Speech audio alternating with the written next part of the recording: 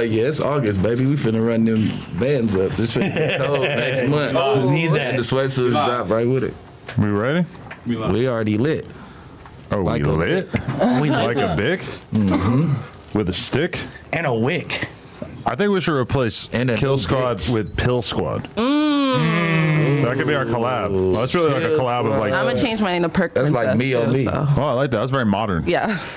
I like that. It has like a little ring to it. That's because I dropped this much perk in her. How much? This much. That didn't take long. It's this small. It felt like this, What? man. When I get long, I be like, You fist women? This wee long way. wee small way. Let her tell it. Short way? No, I don't know. You know.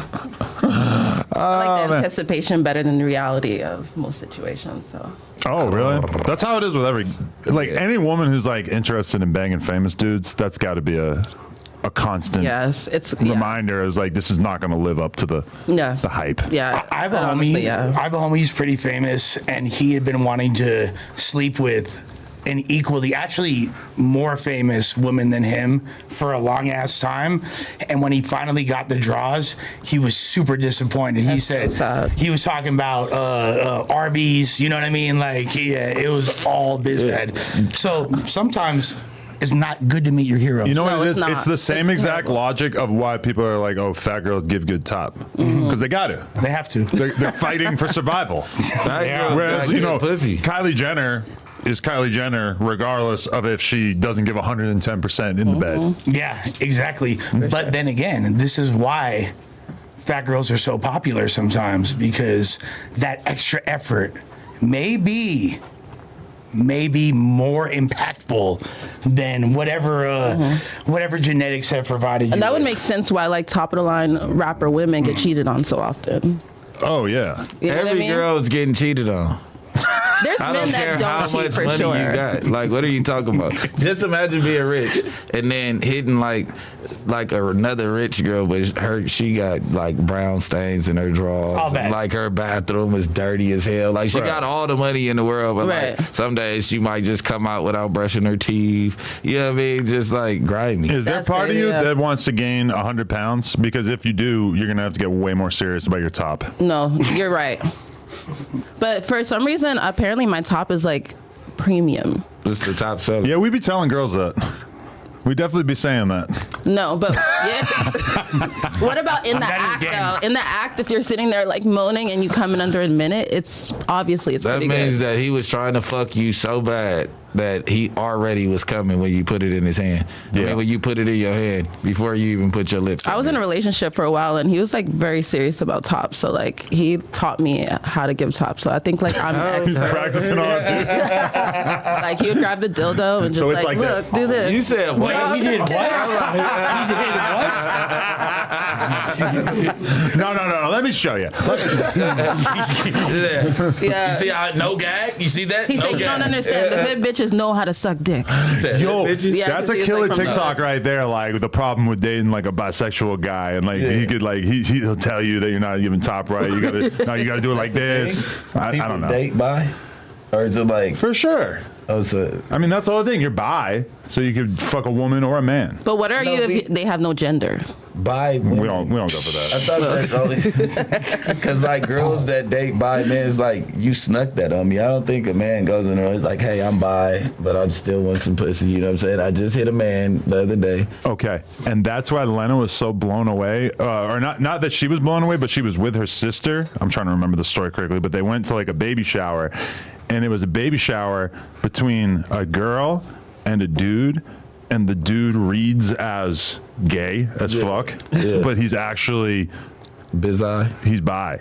And so like her sister, who's not as exposed to our crazy hedonistic world, is like having a very hard time processing this of like, that guy impregnated a woman and is gonna be living his life like with this woman. The Bang Bros. But his vibe is like he's a bang full bro. zest monster. Yeah. I can't actually honestly remember who the participants in this story were, but I just thought it was funny when she was pointing that out. Well, Isn't Kalani's Yeah, I was gonna baby say that. father like a zest monster? Yeah, he said it was bisexual. Yeah, he said and he they was came out like they were both She's bisexual bi. when they got Yeah, together. We've been But now she's he's bi. saying no, but he's saying that basically that was all a fraud. He's actually not bisexual. He's straight. She's trying to impress her? That was like basically like something that she said that's to do. a lie. He looks No, full. he said she said to do it for like publicity. So because that's her vibe. What? It makes Come things a little on, more come edgy. on. That's what he's trying to say. So you put your manhood on the line for publicity stuff Yeah, he for this said he many did. years? If he's willing to do that, I'm already questioning his quote unquote manhood regardless. You know what I mean? That's how I got my girl. I was just fucking a bunch of dudes to just to flex on her.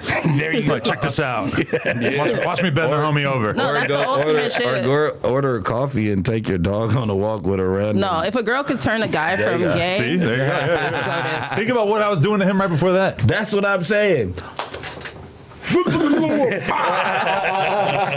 Turn his booty into a souffle. What up, everybody? Whoa. Welcome to the No Jumper Show. What is this burger? That's a Kurger. Yeah, but where'd it come from? It's part of the. Oh, it is? Because I went to, Color Me Mime? The Color Me Mime.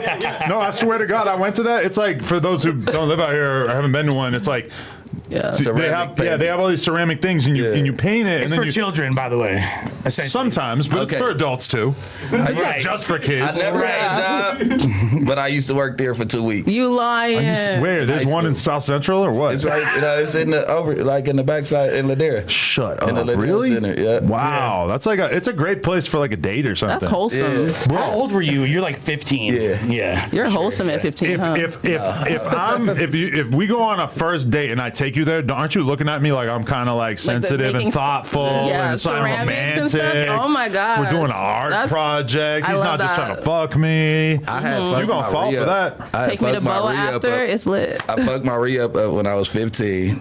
And my mom wasn't finna give me no money because she knew I was trying to re-up. So she like, look, nigga, my homegirl owned the Color Me Mine, nigga. I'm about to get you a job. You about to work up there. So I'm like, cool, I'm gonna work there for a couple months, Mom. I ain't gonna sell no weed. As soon as the first check came, right back in the bowl. I thought But you go was- ahead. But the first time I ever went, I made a burger. Now, granted, the more I look at this, the more I realize this is definitely not my work. Mine was like, the colors were definitely not as fly, but I guess we'll get into the origin of this ashtray in some point in the So near that's not a future. Color Me Mine ashtray. No, it just reminded me of the burger that I first painted when I went there so much. Yeah, no. And at the end of the day, Color Me Mine, Build-A-Bear, these are like really important. Paint and sip. Paint and sip. Yes. Paint and crip. If you start one, Paint Shit and going sip with crazy. a crib. Pain Crip, you know, you gonna be my first Picasso. Hey, thank you. Paint her face. Paint me like one of your French girls. damn it, I was about to do that I thought I was gonna be your muse to paint her face. You one. We all have a relatively. don't have enough in your balls to paint anything. Woo! Tell him. Says Them the- shits is emptied out. Oh, what? No, they're not emptied out. You just you got to say that they're just not working in the These are first place. congested. Yeah. They're just congested. They got COVID. Yo, speaking of congested, I've been listening to the comments and taking notes, and a lot of the people in the comments made me actually book a doctor's appointment because you see how I'm doing these like big gasps for air in between my sentences? I honestly feel like it's not as bad right now as it was like last week, but I don't know. There's something about like my breathing that I feel is fucked up. So I am going to a doctor to address this further because I'm a little bit worried that I might, because I eat super healthy, but I smoke. So I've decided that this is as good a time as any. I'm laying off the cigs. It's probably the secondhand Fuck. smoke. I'm gonna try to truly depart from the cigs. I have still never had one of those filterless pieces of shit. Let's quit with these. But I'm trying Let's to quit with actually, I'm trying to actually leave the cig part of my life in the past. Well, you know, like when your parents catch you with cigs or whatever. They make you smoke 100 in a row, yeah. Yeah, that would be the pack to make you not ever want to smoke again. And if you wanted to quit tobacco, for sure, this is not the greatest place that you could do it because quite often you're in this room unventilated, Unventilated smoking is so crazy. much. Yeah. I was thinking about how much like the is cigarette worse than the policy casino. has become more lenient since I started my tenure in No Jumper. At first, I was like treated like a straight pariah, like a leper, because I smoked cigarettes. No, but think about it. AD, T-Rail, Duno, Squares, Almighty, like everybody who was a host around that time period, I don't think any of them smoked cigarettes. So, but then you, him, and Sharp.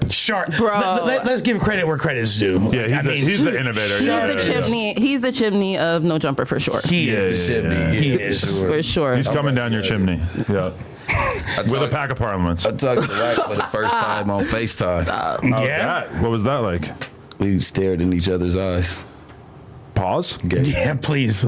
That's so sweet. I'm just fucking. nah, he hit me when he was at Cam How long Capone you talk? to show me the little shit. How long you talk? He FaceTimed you at Cam Capone? Yeah. What do you guys talk about? I was like, look, I'm doing your favorite pose right now. I'm smoking a cigarette. I said, don't you like the clown when I do this shit, cuz? Ain't that how you do it? Yeah. No, it was just so funny how it just came full circle. Like, I never think in a million years that I answer a FaceTime call from my boy. And they called him my boy. But it was a cool FaceTime call. Nah, it was straight. Right. You know, we had a middle ground. I think he was just calling. He was chopping it up about the Cam Capone setup. Yeah. Because he was like fucked up by it. Right. Fucked this. I've had a few different people tap in with me about that. Much in area. Right. We're not talking about the area, but we can talk about the Rialto City banger that Cam. We're not going to play it on here, but please, anybody out there, I spent a little bit of time digging into the Cam Capone music catalog. And my dude was doing it big for the Rasa. Cam is a rapper? No, 13 years ago, I think it was, on YouTube. Good number. Crazy. You ain't never seen nothing like this. Sunglasses, merch, fucking just out here talking hard as fuck, banging Rialto City. Banging. Like you never seen anything like this. R13. Like yeah, he's pushing lines. I don't know exactly what's set, but he had a whole music career before he became an interviewer, bro. He said something about Southside, so that, he's pushing a Southside line. He gives Southsider vibes on the low. Yeah. It's amazing going back and seeing how many people in the media space were originally rappers. And that's why it's even more amazing that I just turned 40 and I'm about to enter into the arena. Come on, man. Come on, man. That's hard. Come on. Bro. What's your rap name? Serena. Well, I think I'm just going to be performing as Adam 22 because I have a rap name. Blue Lambo. But Blue Lambo only performs while wearing all blue camo. And rhymes Blue Lambo with blue camo. I got a blue camo, off-white blue camo outfit for you. I already have an outfit picked. Spoiler. It's red. FUBU? No, it's I got a red another brand. Okay. No, but okay. So this is like the most important thing that I think we discuss is that tomorrow we have a studio session booked. Me, Lush, and Bricc will all be recording our verses. I'm not gonna lie, I'm like starting to get into butterfly in my stomach territory because I don't have a whole lot written down. I'm kind of assuming that I am Gucci Mane and I'm gonna be able to just show up and working with my co-patriots here that I'm going to be able to basically just like come up with fire ass bars. But what if I get in there and it just doesn't really work? I'm going to give you a perk to make it work. If it don't work, pop a perk. He's too good at reading my mind. I don't want to rely on that. He gonna become Sada Baby, fool. But that's gonna be a crazy experience, like being in there, knowing that part of the reason I'm here is to produce bars. Yeah. Now, hey, you know what? At the end of the day, you have it more in you. Here's the thing. And you know what? I know all of y'all are going to get on my helmet for this, but guess what? Adam is more tuned into hip hop and knows a lot more about hip hop than 95% of y'all fools that be criticizing my boy. And that's coming from me. And I'll go head to head pause with anybody when it comes to this hip hop knowledge. Crazy. So my boy Adam, like, it makes sense that he's going to be spitting some What kind bars. of beats are y'all going to go for? Like some LA? That's a big question. There's like a lot of different styles. That's what I'm like, where are we going with We're working with Fizzle. He's our producer for all this shit. Yo, if Fizzle going to hit it. This is for me? With the red outfit. Hell Oh, boom, we in there. Oh, hell yeah. This is perfect. This is going to look amazing with the rest of my ensemble. Thank you. But no, it's going to be crazy, bro, because I've been to the studio mad times, but I never actually thought about like what I would say if it came down to it. Well, you know what? At the end of the day, what you're about to produce, if it's less than complete fire, then this entire platform. It's kind of impossible for it to be Can you less promise fire. me you gonna go podcast drill though? Like, Yes. if you're not gonna diss nobody, we Yeah, might as that's what I well was not thinking. do Like, who do you fucking And gonna that's do? my mission to everybody is like, it doesn't need to be a full-fledged diss song from beginning to end, but I think that we should probably mostly be using this Cypher as an opportunity to air our grievances. It's like Festivus. Yeah, exactly. Yeah. For the rest of us. Yeah. So, I mean, I think we're going to have to go crazy because my whole thing is like, I already know we're going to do better than the XXL Cypher. Oh, yeah. To me, I just feel like it's just going to be way bigger than that. I think I'm definitely gonna need to. The be on question there. is, are we going to, how much bigger than the XXL Cypher are we going to be, like, in compared to the XXL Cypher of this year and the 2016?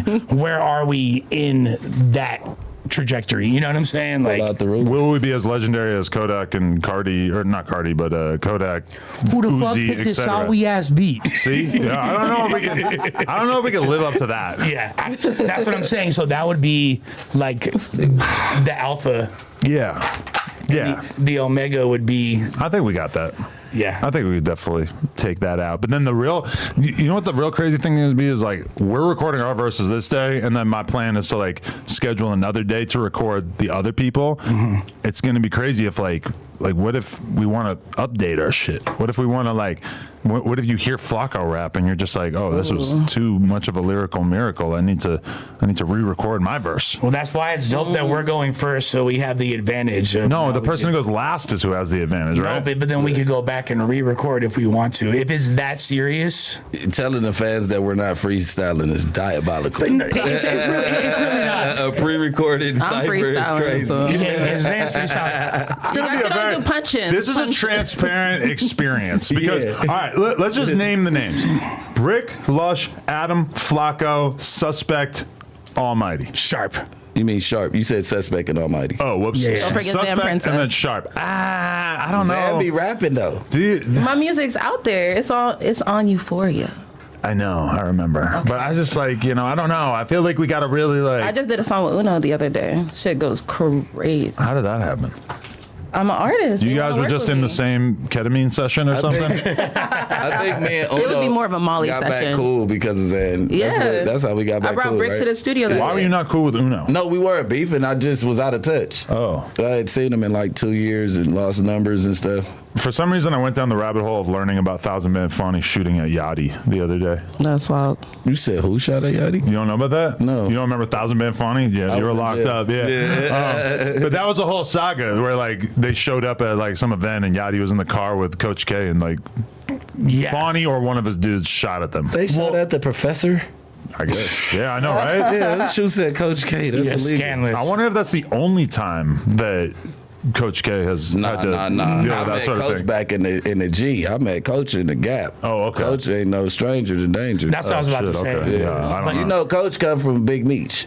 That Right. was the first guy that he was working for. Oh, shit. He was BMF, and Yep. he was. Then he took Jeezy on. Then they fell out. Then he took Gucci on, and that's how he got the relationship with QCP. And him and QCP built a empire. QC He built, finally yeah. found I somebody guess on the same. I guess when Coach K like made it sound like he was a square to me back in the day, I kind of like took him at face value, which kind of makes sense that he would under exaggerate that part of his life. Yeah. Well, he's like Pee Wee Longway during the Vlad interview, essentially. He's like, Yo, I was just texted Vlad the other day and said that every time I watch an interview, because I was watching some random Joe Budden clip and one of those dudes just brought up the Pee Wee Longway interview as if, like, using that interview as if it was like a demonstration of how you dodge Fed ass questions in an interview, which it was not. It was like him doing a fucking skit basically by like laughing and like denying denying the questions or whatever. Yeah. But like, so many times I've heard people bring that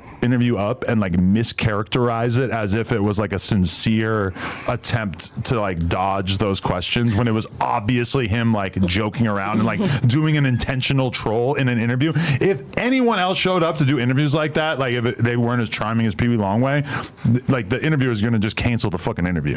Well, me looking at it, the first thing I thought is my boy is smacked off the damn molecule. I don't know if it was Molly or straight stunners or whatever it was, but my boy that was molecule day. It looked like molecule, sure. And I could just see it in his face, his eyes, the smile, like.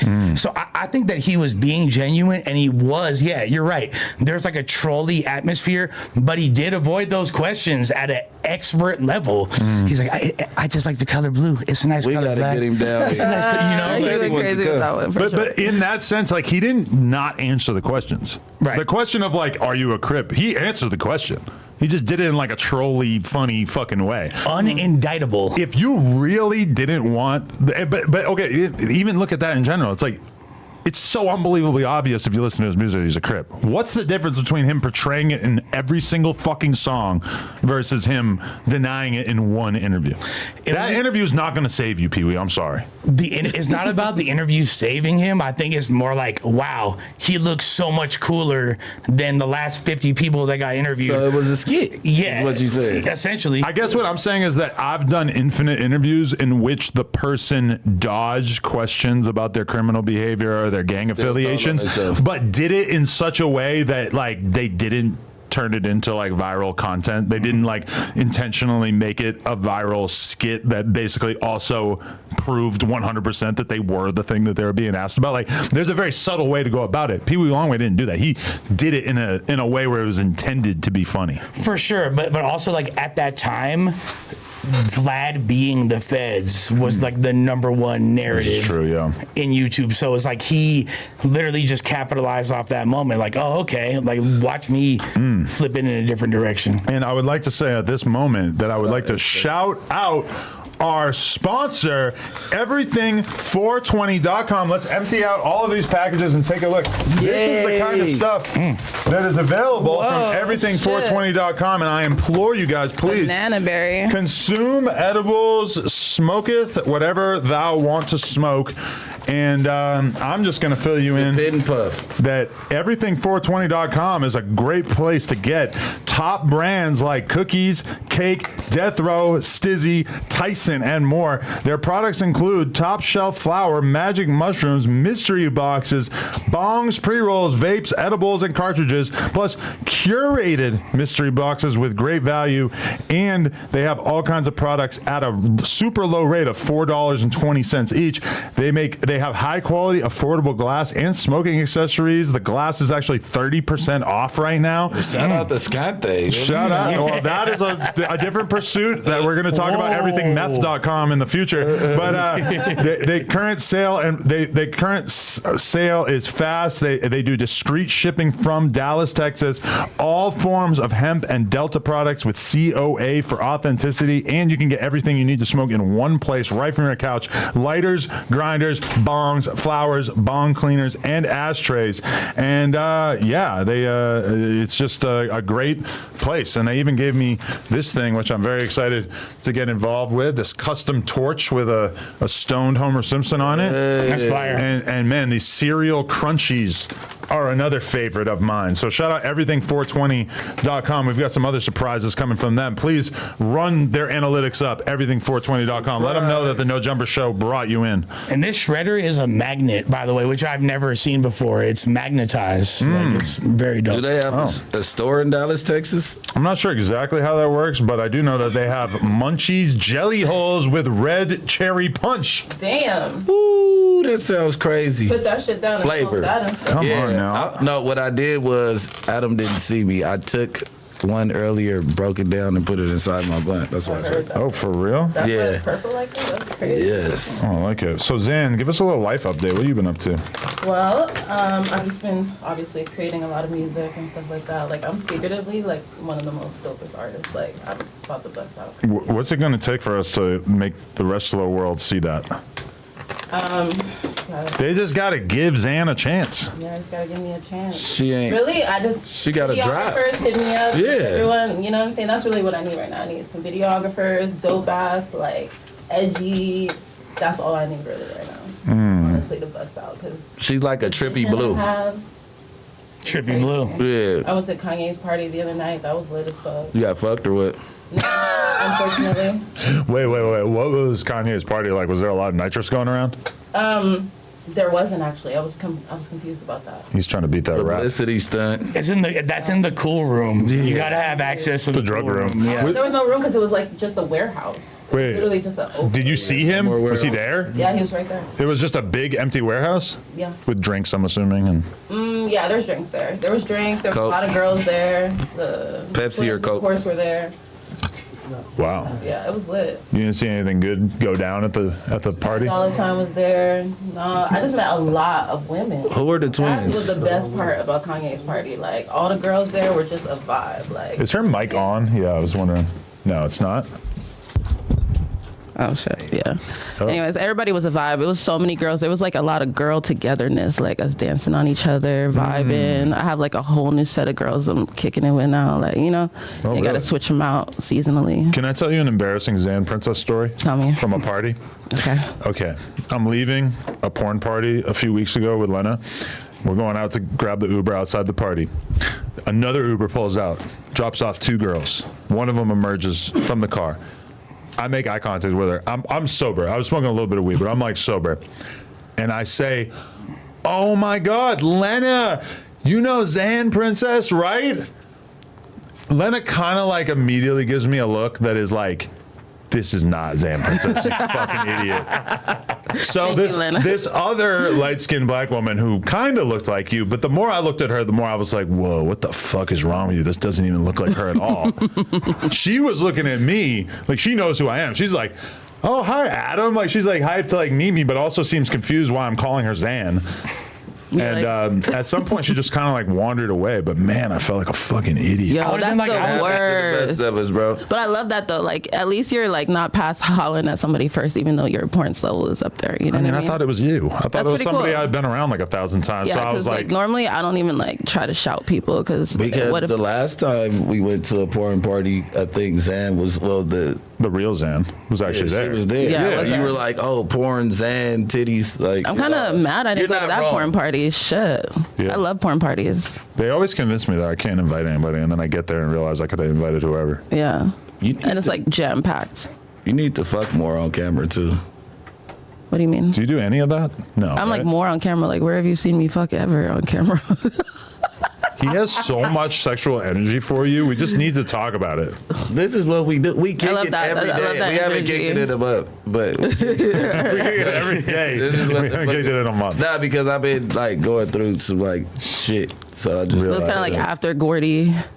the Gordy shit raised my PTSD to where it's like I'll be having fun, like I'll be out like Now you're like extra freaked out. yeah. It's understandable. already Freaky was like man's that. out. Ooh, it's freaky 'Cause man's you out. gotta think, bro. Every time that I got shot, the shots come from behind. Pause. Yeah. But I hear them behind me, so it was like, again, you know what I'm saying? I didn't see PTSD. what happened. Like I hate what I don't see. Like so, it's like everywhere now. It's like If that's been a walk by recurring me, I'm thing, spinning with you while you walk by. It's like let me just. We got to get to the root of why YBG unfollowed us. Oh, he was telling me this morning. He was at the house. you didn't unfollow me. He didn't unfollow like Josh either. It's like, oh, okay, it's not even everybody. He followed Josh back. So what he was doing, I was gonna break him up here. I think he might come around music stream time, but he was trying. In his depressed state, he was unfollowing everybody and only following his dead homies. He tried to get it down to where he was only following like 12 people, and they were all deceased. That's what the morphine did. Gave him that bright idea. Yeah. He don't was do on that. that trip. He was on that They trip. don't He do was that. on Do that that. trip. Still searching for the He drug. was like, it wasn't nothing personal. Then when I looked up, everybody's cussing me out in my DMs, like, fuck you. I'm like, oh, shit. Yeah. See, this is what People happens. take that shit serious. They do, and this Me is what too. happens when I do. Me too. I just found out this morning. I took it Are you serious. serious? I feel like somebody told us a while ago. About the Well, they dead told homie. me. No, the No, I'm unfollowing talking about thing. the reason. Oh, that reason. Okay. Yeah. He had followed us a couple of weeks ago. No, that makes sense. And honestly, it's anytime there's like beef between friends or supposed beef, or it just is crazy to see how everybody on the internet reacts. Like people will notice that Barry unfollowed you before you'll notice it yourself type shit. Then you'll get 15 inboxes like, what'd you do to Barry? Like yeah, you're fucked up, fool. Because they DM me this time like, ODW have followed you. Y'all really ain't. I'm like, what? He have followed me? Like, oh. Damn. Oh, I guess it's official. Look. He said the same thing as the fucking DM. He's like, yeah, it's really some shit going on this time. I'm like, when all that shit was going on, at one point I got the refollow from P Nice at one point that made me like, oh, okay, like something happened in the middle of all this that pissed him off to the point that I got unfollowed. That's he accidentally pressed the unfollow button. Yo, that's crazy. Damn. He probably wanted to make sure you was following him. But you gotta click it back without unfollowing me. You can click the top right. Oh, you're saying like unfollow just to see if it says follow back? Sometimes. All you got to do is click on the list of who's following. I'm slow. I'll be like, boop, boop. All you got to do is click on the top right where it says remove follower, and if they don't follow you, they won't have the remove follower option. Oh, that's a hack. I didn't know that. Wait. Oh, that's smart. Let me try that right now. The top right 3 dots on someone's page. Click there, and it'll say remove follower if they follow you. That's a good little hack. Okay, Lush. Oh, let's try that up. Remove follower. There's that button. Wow. So I don't even have to look at the list. Looking at the list is kind of annoying, right? Yeah. Have you ever been scrolling down your timeline and it's just like a bunk bitch that you follow? Why and is it's this like, person on there? Why do I follow her? How did this? Did she like buy a follow? Yeah. And then I do it and then she's not even following me. Like, who the fuck is this bitch? Like, You want to know what it is? Is that girls have like apps and shit that'll just like follow people and then unfollow them just so that they'll pop up in your notification tab or whatever. Yeah. And girls will be like, all right, a girl will like get into OnlyFans and have a management company that like owns her Instagram. And then when she leaves that management company, they'll just like switch her whole profile over to another girl. They just did that to Pussy Water. That confuses the fuck out of me when I'm clicking on a girl and it's like I have a whole history of DMing her and I don't remember But it. it's not her. It's And I'll be like, I've never seen this fucking girl before. Why was I DMing her? That's weird. That's how I found out. That's weird. That is weird. That's kind of like when the agencies, when rappers start working with them, and then all of a sudden you get a DM from the game, like, you got potential, like, let's work. But it's crazy how that changes the rapper's image so much because then, like, nobody can tell me that they have a song with the game without me being like, yeah, okay. Yeah, that's the way it is. Once you traverse that water, you're swimming in it for the rest of your life. So I know. Avoid collabs. But a lot of people did it.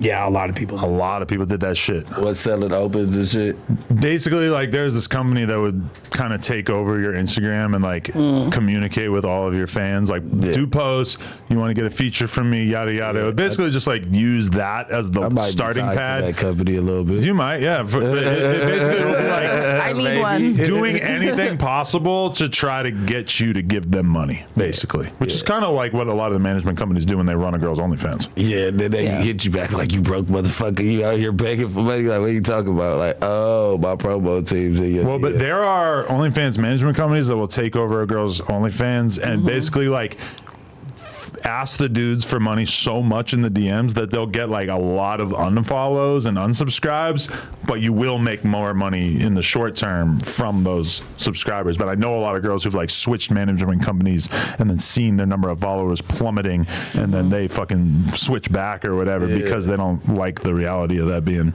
how they're running their account. Well, and then also there's similarly like in the rap game, I can't tell you how many of like the fallen underground rappers of my generation are like, I just got DM'd by Fat Joe. Like, they fall for that. Like, so cool. OT Genesis was doing it. It's probably Benny the Butcher. If I could get Jada. Oh, I was thinking, how could you get $1 from each one of your followers every 2 weeks? Subscribe. Every 2 weeks, $2. I mean, yeah, that's basically the equivalent of getting like a Twitch subscription. I'd be rich. Yeah, that's why cool, Kai's rich like that. You know, you have to pay like a 99 cents or $1 something. No, it's like $5, right? but then by the time they're done with the fees and shit, it'll be like $2. Oh, okay. But I mean, Oh no, that's a challenge. Yeah, that'd be dope. But that's what like social media needs to do to flourish. It needs to be able to like basically create ways for people to do microtransactions, and nobody's ever really like figured it out. Yeah.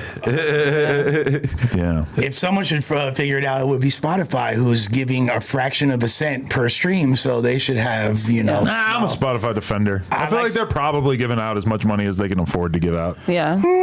Without jacking up the prices massively. I think they're definitely being a bit excessive. They could be a little more generous, and I don't think it would affect their bottom line to that. Yeah, because another platform that has less subscribers is giving more money. So it's every single Tidal, Apple, everything. They pay better than Spotify. Yeah, everything better than Spotify. But YouTube pays the best. Yeah. Yeah. No. YouTube pays dog shit compared to Spotify and Apple, right? No, that's what I always hear. Spotify is literally maybe 1/100th of a cent per stream. Okay. I think YouTube's a little bit better because it's really.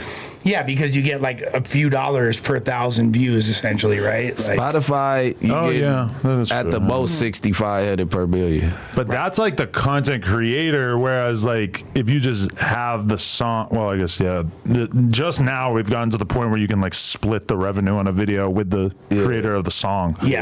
Which is kind of weird. No, but that's good that they did that, because then that doesn't automatically like demonetize your video if you know what I mean. You have the opportunity to chop it up.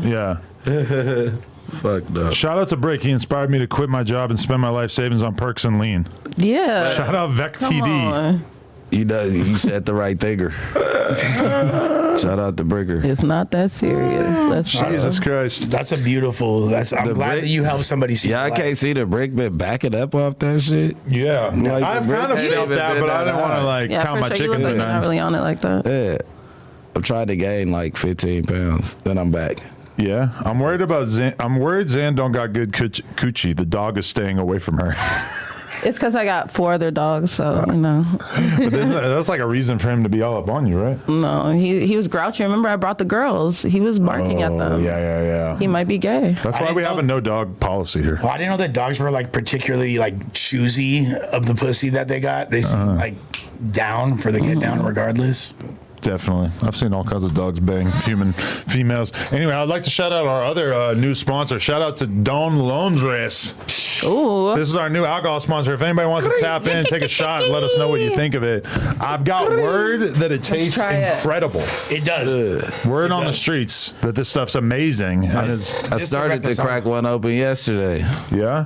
Apparently we have 6 of these. So, yeah, shouts to the homie George, you feel me, for introducing me to this. He's the brand manager or ambassador for Don Lundgren several months back, and I'm glad that the No Jumper connection.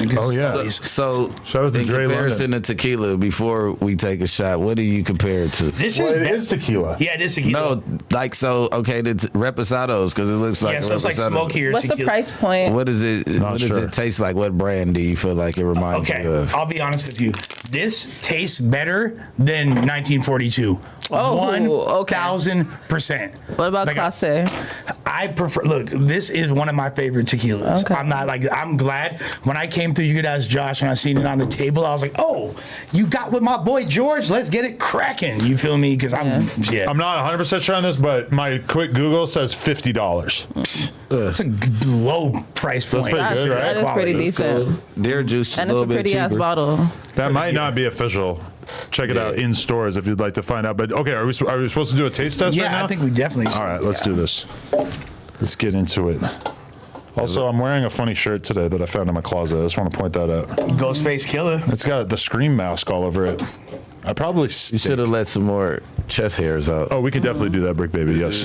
Yes. Have they grown back yet? There you go. Look at that. Ooh. That was freshly shaved. I can't believe we still haven't dropped that skit. There you go. Now you looking like you've been doing coke in Miami. You like that? I like that vibe. That is the vibe. Yeah, that's the vibe. My vibe is yacht guy.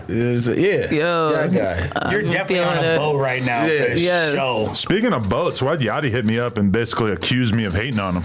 What? Lobo? Yeah. Lobo? Because, it's because like somebody on the Caribou team bought like promo that basically like the intended purpose of the promo. It wasn't like a full Yachty bash, but it was basically like we have this problem with our promo posts where like it'll make it seem like our sentiment towards an artist is like extremely positive. Like the sentiment of the promo post was basically like, look how good Caribou's doing now that she's split with Yachty. And he hit me up about it, and I'm kind of like, bro, like I didn't fucking post that. Like that's just a deal, man. And like shit. But he kind of like accused me of like hating on him in general, and I was like, bro, when have I ever fucking hated on you? And I sent him the clip of us all talking about the Caribou thing, and fucking it was like like I watched the whole clip back just to see if I said anything that hinted at like us having any kind of negativity towards Yachty, and it was not that at all.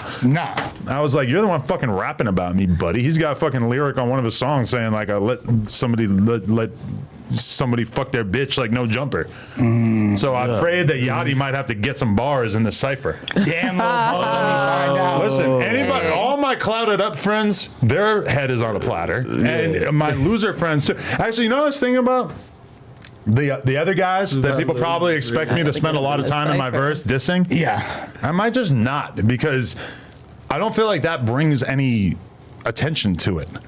You want to go higher. Their fall off is already so obvious that it's like me even mentioning any of them is just gonna like give them something to talk about, which they desperately need. So I kind of feel like I might just leave that to the side, or a very, very brief. They didn't fall off, bro. They're still posting content. And there you go. As long as you're trying, that's something. Yeah. Thank you, Bricc. Period. You're not about to just get at them like that. I think he's trying to encourage you to get at them. He got to say, I put a wig on a pig, now she back on fig. Oh, shit. That's not a bad direction. I kind of fucks with it. I kind of fucks with it. That ain't no soul sister. Lush is already familiar with some of the shit I wrote. Yeah. Let's try it out.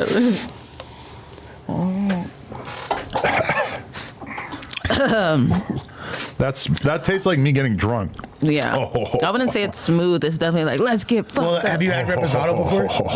Yeah, but it's supposed to be sipping. We had tequila, reposado before. Yeah, no. What does that even mean? It's different than just regular tequila? No, it's smoky tequila. It's not like there's different kinds of.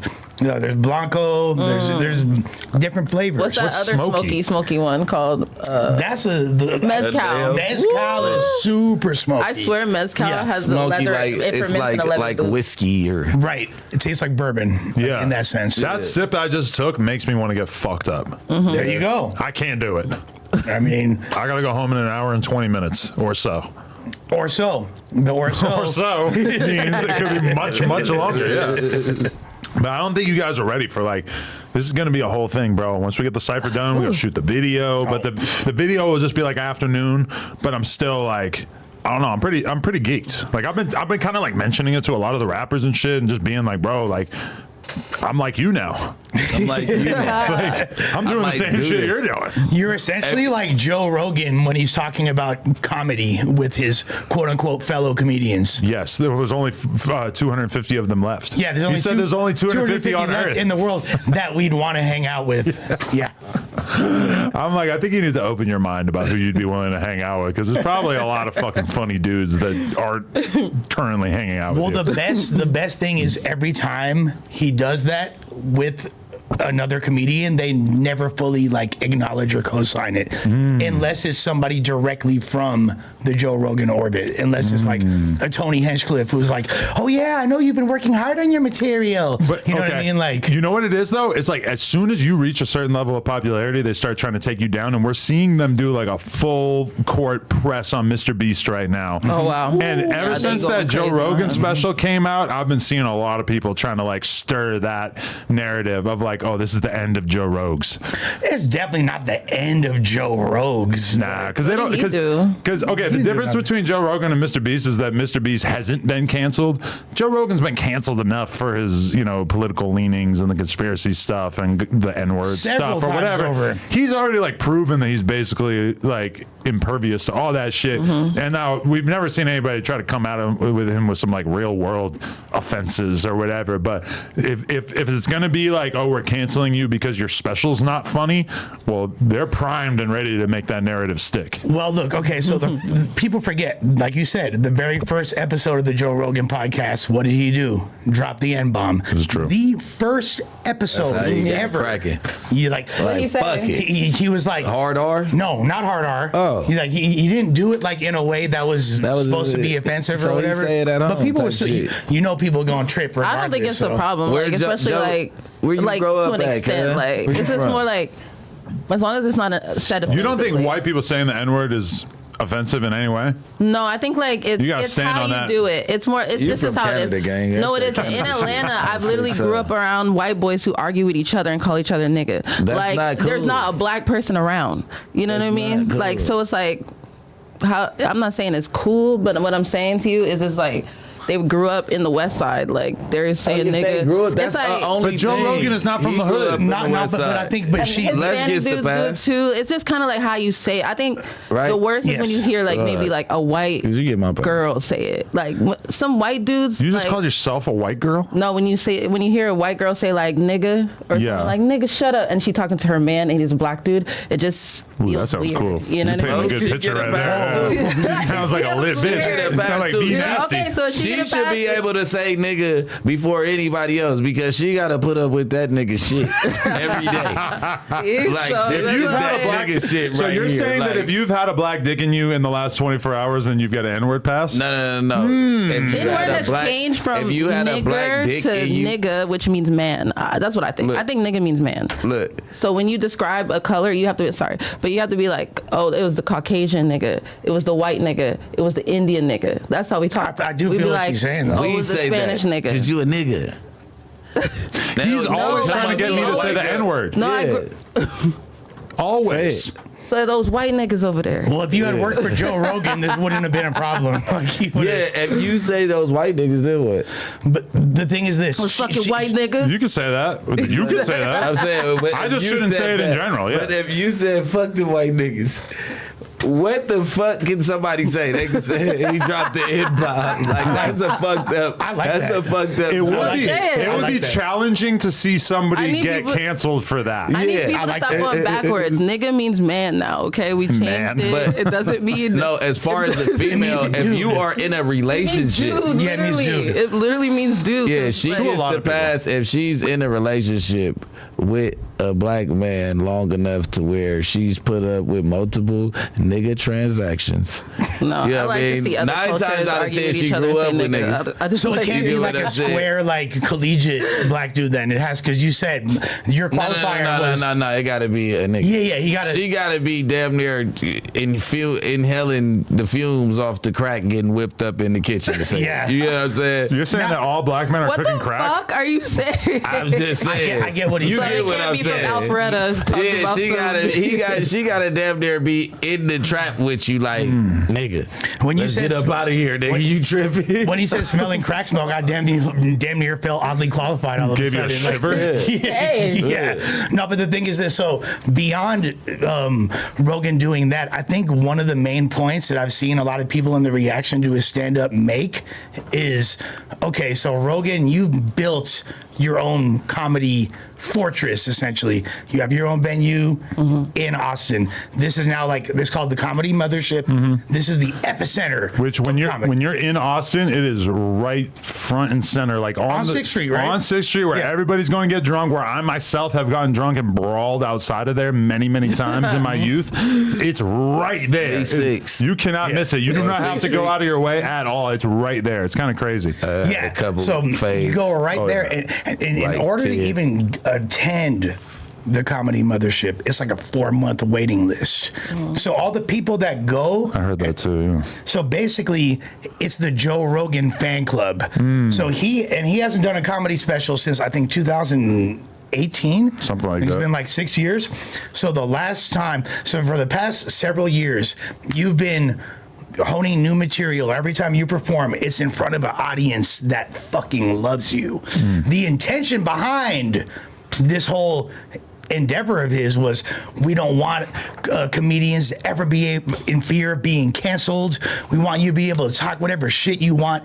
And he literally created like the bubble NBA version of comedy for himself. Oh, wow. And then he wonders why you do a comedy special and everyone thinks it's trash. But he also went about this. He did this live on Netflix, knowing that it would live on the platform for the rest of time. And that's kind of like the hardest possible proving grounds that you could put yourself into. Like, I don't know how often people film specials where they have to like reshoot certain jokes and stuff, but You're not supposed to reshoot certain jokes. But in the context of like doing a whole big shoot, I assume it happens. But when you're doing it live, you don't, because there's a joke that Joe Rogan does in the special that is actually from an older special from like 10 plus years ago. Right. And so like that right there lets me know that he was thinking on his feet. He probably forgot what he was supposed to say in that moment. So he just pivoted into something that's worked for him in the past. It's like literally reusing her free. It's like when Bricc earlier in the podcast said they gonna be tripping when they find out that we not all freestyling.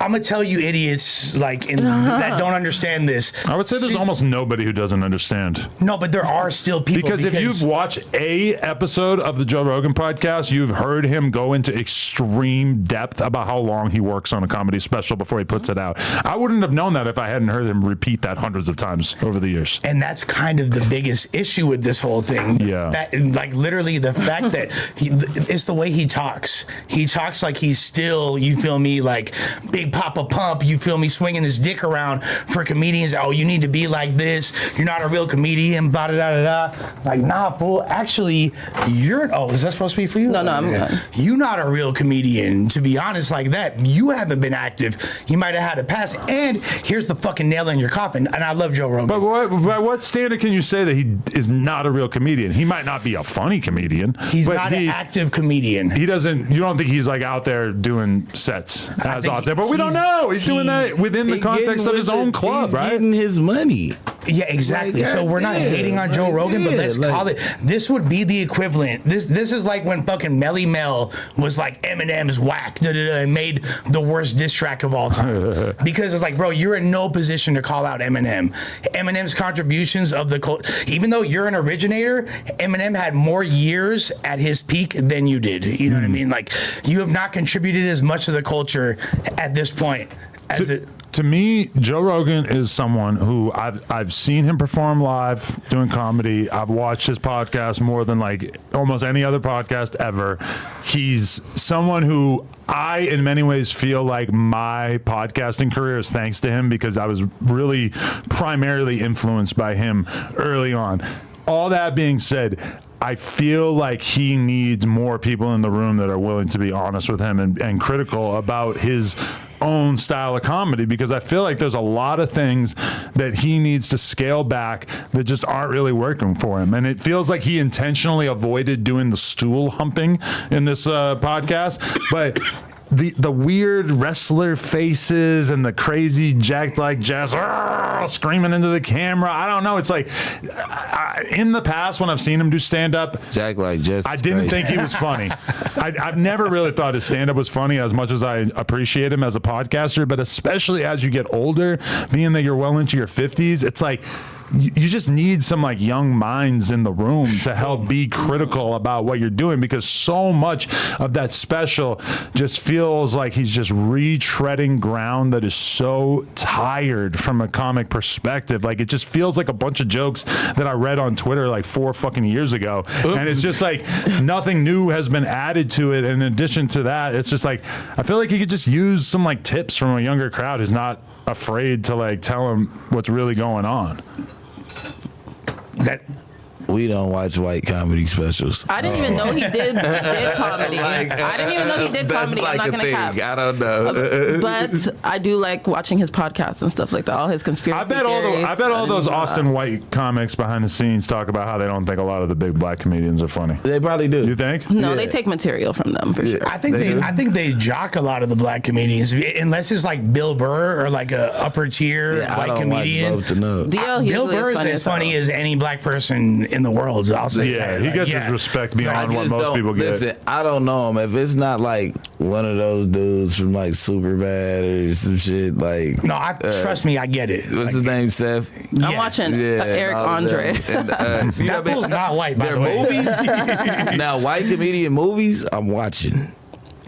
Will Ferrell's and all that shit, all of them. Bro, nobody's funnier than Will Ferrell. Yeah, like dumb white boy shit is like one of my favorite genres. I saw Vlad complaining about how the new Beverly Hills Cop was not that funny or not that good, and I was just like, you watched that? Like what part of your brain made you want to watch that? Like, even if you've enjoyed it in the past, like what would make you want to watch that? Like, I was astounded when I heard that. That's got to be the 3 years of life that he's experienced beyond me that made that a necessary thing for him to indulge. That is like the most automatic skip when I'm scrolling through Netflix imaginable. Like, oh, new Eddie Murphy movie. It's the 4th one in a series. Like what? No, I'm not clicking that. Eddie Murphy is older than my grandma. Like, not like is that like watching RoboCop? Yes. I mean, watching the original RoboCop is one thing, but there is nothing about there is a new RoboCop, isn't there? Wasn't there a RoboCop in the last few years? I'm pretty sure. Yeah, at this point, like a 30-year remake is not what I'm diving into, unless it's Bad Boys. There you go. There are exceptions. You watched the new one? It was crazy. Really? Yeah. See, I'm so anti-movie that I just can't even imagine. Yeah, like, movies. I didn't even like movies when movies were like a normal thing to spend your time doing. Movies made me want to move to Hollywood. Huh? Watching movies like in Canada, like it just ultimately made me want to move to Hollywood. I always knew I would move here just based on like watching hella like old 80s kind of movies. Like you think it's gonna be like that, scrunchy socks, you know what I mean? It is kind of like that. Where in Canada are you from? Montreal. Oh, you're not even from Canada. You're from Quebec. Yeah. Well, that's you're from your own. That's a different they haven't universe. separated it, but yeah. But that's culturally such a different thing. Okay, you're from Montreal. Yeah, Montreal is a wild city. First place I ever drank.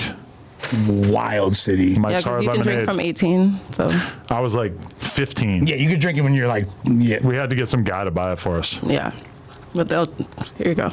Yeah, you're a kid. It was like no big deal. We used to go out to Canada. Lemonade when you were 15. Yeah, because we could go. They must have rebranded. It's a highly sexual environment. We could go to Montreal and we could go to the porn stores and we could drink. Yeah, and that was like, oh, we got to go there. Quebec is like super sexual. At 15, like 16. Oh, you could drink at 16? I don't know if the drinking age was 16, but like they don't care. If you can drink at 18, come on. Like, you're hanging out with 16-year-olds, they're drinking too. Like. Well, you know the deal with Montreal, why it is the way it is. Like you said, super sexual. So essentially, hundreds of years ago, when they were colonizing that land, the French came out there, right? So army soldiers, they're normally like the most alpha, strongest of whatever nation is sending out, right? That's safe to assume.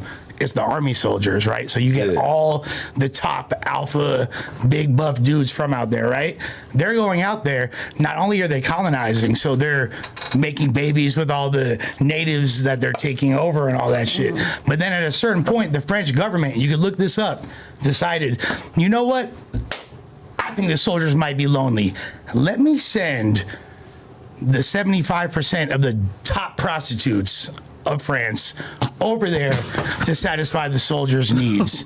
So they went out there. Generations and generations. You're saying everybody in Montreal is basically the product of prostitution. The descendant of the finest whores of France mixed with the top DNA of their the finest natives that were colonized, and they all combined to create this super race of super slut called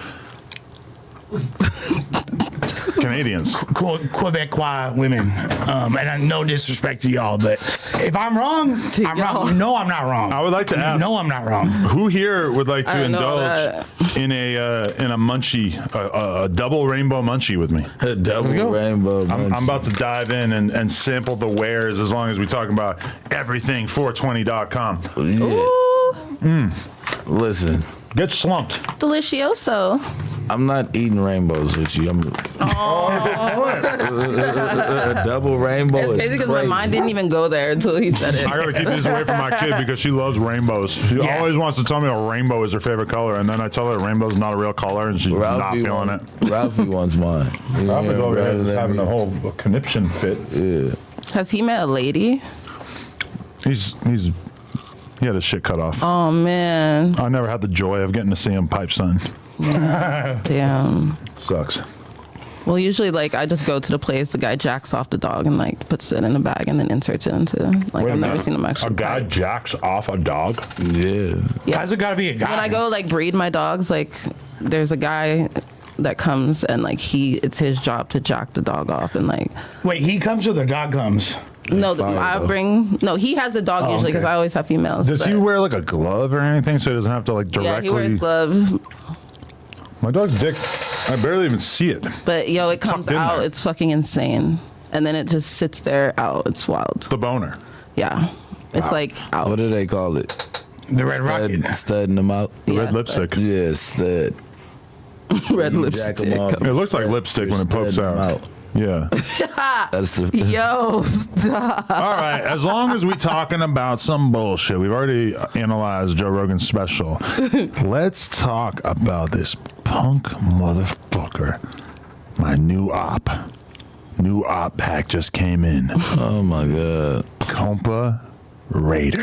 Ooh. Oh my god. New op pack just came in. I have joined forces with Whack 100. Compa Raider, you are on my shit list. Oh my god. You joined forces? He's in the middle of one of his drug-fueled benders, and he's talking his shit to Lush One, and he decides to throw me in the mix. Yeah. Compa Raider, you have been unfollowed.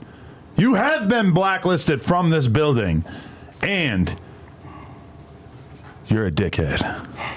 Let's talk about it. Lush, how do you feel about your boy showing his true colors? He's already basically proven that he has nothing to offer as a podcaster. Now he seems like he's on a quest to isolate himself from any positive opportunities that he might have in life. How much are you assisting in this bender that he's on, and how do you feel about this? So, to answer your first question, I'm not assisting in. You're a part of it. I am not a part. I am not a part of the bender. Well, You're part of it. Well, to be fair, I am. It was with me where the bender began. I will take. But you jumped off the train before it ended. Well, so this is what happened. You told me you were irritated a couple days ago too. You did tell me that before that happened. So what happened was this. First of all, shouts to Compa. You know I love you, dog. You feel me? It's nothing but love. This fool.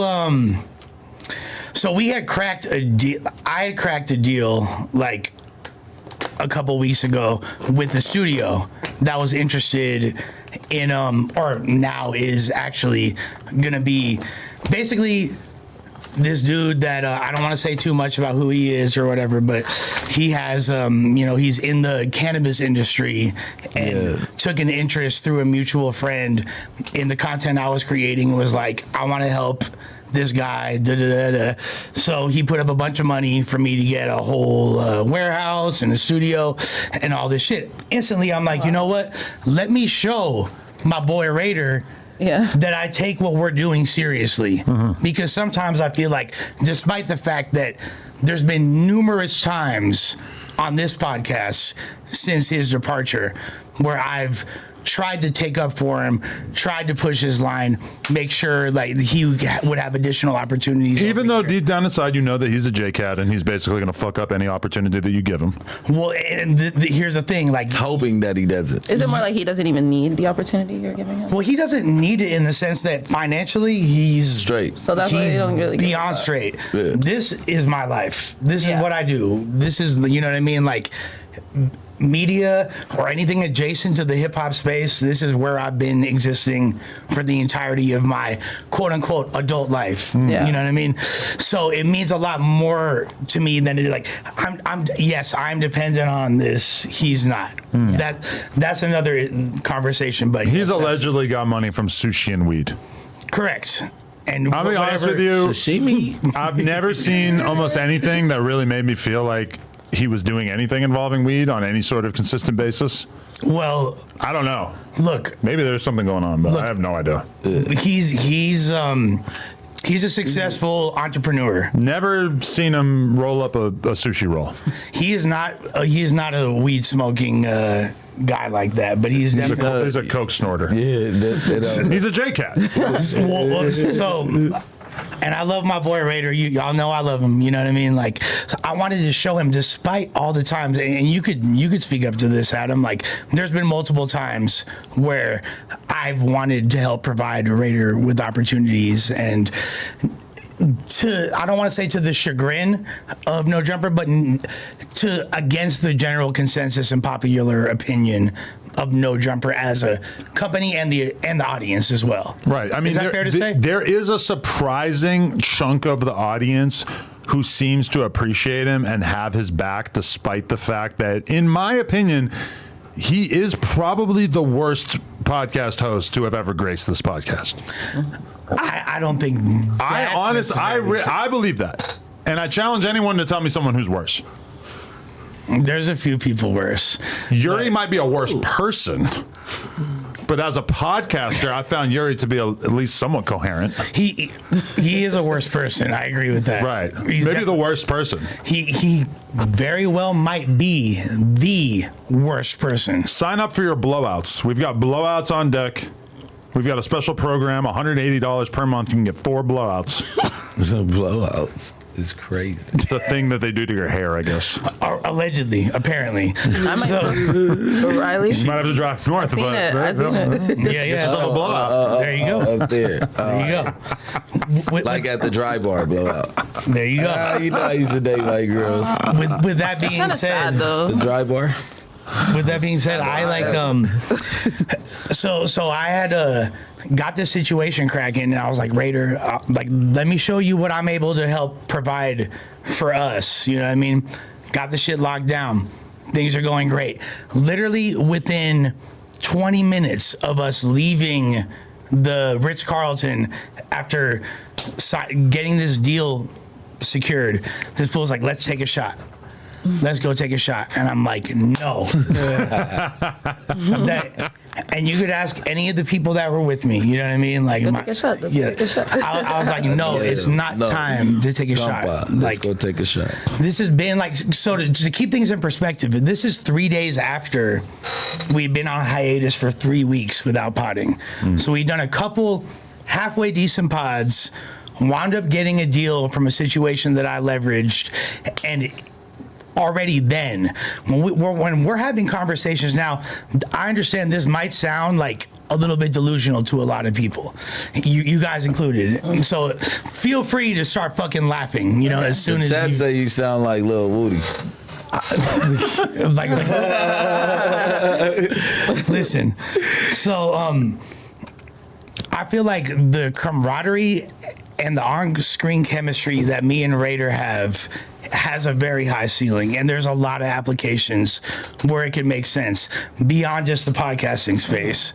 I feel like we have that we have like a Cheech and Chong type energy, that drug energy. I'm gonna be honest, you guys may have something. I think if you go to the local taqueria, you could find somebody better. I feel like if you were to also browse what's available outside of the local Home Depot, for sure you're going to find somebody better. He is much, much worse than the average person off the street Like as a someone that's a little more podcaster. hungry because he obviously doesn't need it, so it's not like, you know. You're shooting him way too much bail. He's just he doesn't pay attention. He's constantly saying shit that has nothing to do with the fucking conversation. He's super obsessed with himself. He doesn't listen. It's just like every available metric, he is bad at podcasting. He should do vlogs. He gets fucked up. You got to give him that. He gets fucked up, Like and he Cameron. crashes out, and that is funny. That's his thing, right? Because it's Trash Boys, and that's what not they a do, good right? thing. I'm gonna be honest. That's not really a good thing. Anyone can do that. Right now, I chug the rest of this bottle, snort a line of coke. I am going to make some of the funniest fucking content you've ever seen. It's going to be a total shit show. People are going to love it. Yeah. It's not like that makes me that doesn't make drunk ass Adam a better podcaster. It just makes me someone who's willing to go the distance to be as crazy as possible. Yeah. Makes you a lot cooler. Yeah, it would be a little cooler. Yeah, I'm down. It would be fun. By the They would way, love it. yeah, I'm Nobody down. would be complaining. If I drank that whole thing right now, for sure I'm saying the N-word. For sure I'm doing The white everything under nigga. the The sun. white Take a shot. nigga Take a shot. Let's take a shot. Let's take a shot. With that being said, I never. It's not about. I'll say the same thing that I've said several times before. I do believe there's a lot of aspects of podcasting that he embodies traits that are positive for, such as charisma, humor. So he's not actually good at it, What but he happened with the embodies fucking- traits that might someday lead to him being good at it. What happened to the Venge? We don't want to hear about what type of podcaster Cuz is. bro. 'Cause listen, yeah. At the end of the day, everybody see his podcast. You gonna make whatever don't assessment dig a y'all hole. make. Thank Yeah. you. Yeah. Yeah. That's your boy. You Yeah. gonna always He's my show boy. the positive in what he's doing. And there you go. we And the respect fact that it. and that further strengthens my whole initial point here. Yeah. I've been going out on a limb, pushing his line very, very hard. That's Just- my boy too. I'ma still That's give your him boy, too. confidence. So it ain't like I know what you're Add a little saying, fuel but to it the ain't. fire. Yeah, when it yeah. comes to podcasting, Burn. that ain't his field. Yeah. Well, He playing. He needs a whole new personality. He playing So you're- basketball A whole new- with here- I football. feel Change that. everything about him, and he could be a good podcaster. well, I agree, here's yeah. the thing. So I was like, no, don't take a shot. Long story short, within an hour, there's a bottle in front of him. You know what I'm saying? Like, Right. fools are drinking. You know what I mean? Like whatever winds up happening in the evening, and he has been loaded since then. And when I spoke to him, I was like, he made it very clear by Monday, I'll be straight. Like, don't worry about it. Like, look, I get too fucked up. I party too hard. I am on a level. Look, I'm on some shit where I'm not going to make a big deal about it. I'm not going to play the victim. I'm not trying to garner sympathy, but I am cutting back on whatever the fuck I got going on. You know That's what I mean? a great idea. Because I have not been operating at my Not highest last week. frequency. Not last week. There's What like were a you few on weeks last ago. week? Last week. There's a few. You're fueling the vibe. I was feeling the vibe. Yeah, you were. Like I've just been doing a little bit too much, and I'm trying to dial it back in a responsible way. To be fair, I feel like you are somebody who can be pretty fucked up and kind of like hide it pretty well. Yes. I would not say that about him. I am 100% aware of what he's on every time I see a video of him talking. He talks more when he's high. Yeah, I might talk a little more. I might be a little I know he happier. be You know what I mean? like Yeah. Happier. That's because I was stoner too. So But Exactly. that's the I know scary what- part. I know what You it could is. get fucking loaded and go to like your girl's family party, Be chilling. and be fitting in. Yeah. Myself, when I'm fucked up, I don't think I could go to the family party without every single person understanding. Right. Well, see. So for me, it's not during the family party. It's all the times outside of the family party. Right, Ralphie? When I'm at the crib, you feel me? And the only person that really knows what's up is my girl, and she's like, "Yo, get your shit together. What's cracking with you, fool?" Like, you chill, but like, no, hey, she's dope. You feel me? She makes sure that like, you feel me? Yeah, My you shit really is do. straight. You feel me? Like, That's what's up. but so as far as Raiders, so after that, the following Monday, I'm like, oh, you still loaded. And then so we were supposed to podcast, and this is right after the initial words were spoken About me. about Adam. And Okay. so he had said like, yo, let's go live. He hit me up. He said, let's go live. I'm like, for sure. We're going live on Instagram. Not like doing a stream. He's like, go live with me on Instagram. I have no clue what the fuck is cracking off. You feel me? Like, we go live. First, he's like, then he starts saying, fuck a bunch of people. You know what I mean? One of them, another podcaster, he's like, calls him out for a fade. I'm like, all right, for sure. And then he's like, Lucky. yeah. So Lucky. So first, Lucky has said some shit about him, and I wish he had been like, yo, Lush, this fool Lucky is talking shit, because we could have made that funny, fool. Right. We could have done like a whole stream and been like, bro, like, what are you so fucking mad about? Like Jesus Christ, fool. Like, you look like my Tio at the fucking quinceañera after all the Buchanans is fucking gone. Like, My boy why Lucky are you so mad? would beat the dog shit out of you, Compa. Well, he's a lot You bigger do than not him, want but that smoke. Raider's a known squabbler, though.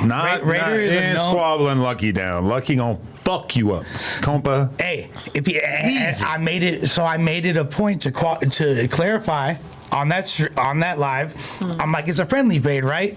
It ain't no hood beef. He's like, yeah, friendly fade, right? Friendly fade. Who got some K2? That sounds nice. No. Blueface. Wow. I found it in a cell. Hard times. Okay, keep That's going. a regular thing. Then basically he winds up being like, oh, yo, and fuck Adam too. I'm like, why? You can see my reaction. I'm like, why fuck Adam? Like, what did Adam do? And I don't think he really has anything I'm on against the you. Zeke one. Yeah, I don't think he has anything against you. I know in his heart he actually has love for you. I think he's upset because I am ultimately for him the person who's given him the most chance as a podcast host. And I have essentially, I've made it crystal clear how I feel about him on this episode, but I've made it pretty clear that I think that he's talentless and that he sucks and that he has never had a good podcasting moment aside from just crashing out. And I think that hurts his feelings to know that he don't want you to say that. Yeah, but he wholeheartedly gave this podcasting thing a shot. And it was to no effect. Like a bunch more people know about him now. Yeah, but they know about him as a J-Cat who can't handle his shit, and he gets on podcasts and acts like a fucking dickhead. And like that most recent episode with Swifty, I made it very clear how much I think he sucks at podcasting, and I'm sure that didn't feel great. And even the episode that we did recently where he ran into the room and my one comment was like, "Holy shit, you look fat." I think that didn't really like sit too well with him either. Even that was the final straw. That was literally just like what was running through my brain was like, whoa, you look fat. And that's a good thing, though. You gained weight, that's sobriety. Yeah, but he was like, you feel me? Yeah, that's what I'm saying. I think when you start gaining weight, it's like you sobering up. He could look Liquor like puts a lot of weight on you. He could look like Duno within the next couple of years. I'm going to be totally real with you. Yeah. But that's without anything tapering his appetite. So it's like he gonna have to learn how to work out and burn the calories how he got to burn them. But that fool lived in the gym. But he's doing all not that doing coke. enough. He's not doing enough cardio. How is all that coke not enough to get him to stop fucking eating? Cardio and ab work. You got to burn that shit. Because he has a restaurant. Double time down. All I know is one thing that really bothered me was there's like multiple podcasters from like the Raza adjacent space that were like, oh, this is Lush's fault. Lush is a bad homie for not telling him to stop getting faded. When I specifically, I have You never enjoy the vibe. Of course, I like getting. I'm a fucking drug addict. So like two drug addicts together are not gonna get sober. But here's the thing, though. Like, here's the thing. I am able to still compose myself on camera and happy with the performance, and I'm employed by one of the top podcasts. It's like you gotta secretly do it and then tell him you're not on any drugs. I'm like, bro, we're not doing drugs. Oh yeah, that's funny how insightful what you just said is, because I had to, like, at first I'd be like, nah. You're fake sober to try to get him to be real sober? I don't want to tell you what I'm doing. I don't like black people either. What does that have to do with it? Just playing. Like, literally multiple times I had to be like, no, I'm not doing shit. Yeah. You know what I mean? Because I didn't want to encourage his use. But so there's never been a single occasion, and he can confirm this, he knows the truth.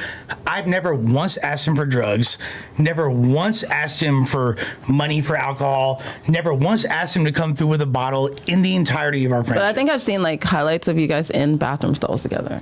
Yeah. They were fucking. Okay. So that's completely different off top. That's nothing. Through the hole. Yeah, nothing to do with sex. But no, but like even that, the like, hole is crazy. What the fuck? Okay, that's I'm the not other saying thing. we at never the did male's drugs bathroom. together. I'm not saying we never did drugs. I'm saying I never asked. The other thing about Compa, though, is that he doesn't stand on business. He comes on the podcast, he talks all this shit about whack, then as soon as whack starts turning it into like a serious real world thing, he starts tucking his tail and being like, oh, this is so I just fucked don't up. like that. Like, why he always everybody's attacking how's him, man. How's he diss my hood? Like, this person died a long time ago. It's like, motherfucker, shut up. You dissed him. He's gonna diss you. You do have like neighborhood tension, whatever. Stand on your fucking word. Like, and don't just be like, oh, we're gonna do a celebrity boxing match. We're gonna fucking settle it like men in the boxing ring. Like, motherfucker, stop proposing hypothetical scenarios that you know are not gonna fucking happen.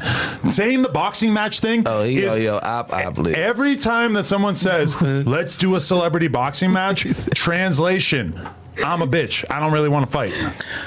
I do believe that it's true. You know it's true. You know it's true. I know what you're saying. Plead the fifth. Yeah, I know.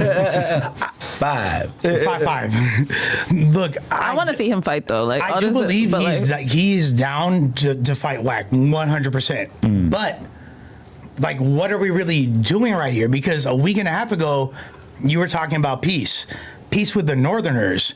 In order to have peace with the Northerners, motherfuckers all down here gotta get along. Motherfuckers all down here don't get along. And like, are you willing to do that? But now, wait a second. Now, like, it's back to beefing with hoods that when you've already like aged out of the. Like, I understand. He's incoherent. It makes no sense. He's not a serious or a thoughtful person. Like, I understand him holding that pain, like, from losing homies and shit, and I would never try to minimize that. But it's like, if that's the case, then be still active, gangbanging, pushing that line. You can't go back and forth between pushing an agenda of peace and understanding and then dwelling in your resentments. And this is me saying that in the most brotherly way, and like you know, like intelligent way I possibly could. But the reality is, like, I want nothing more than to see Raider put his best foot forward. That's why I said, no, don't take a shot. No, let's not go live. Let's not let the world see us fucked up. Every once in a while, it's cool. Like, we'll get faded on here. It's funny. Like, I'm not a fucking complete square like that. Like, I like to get loaded.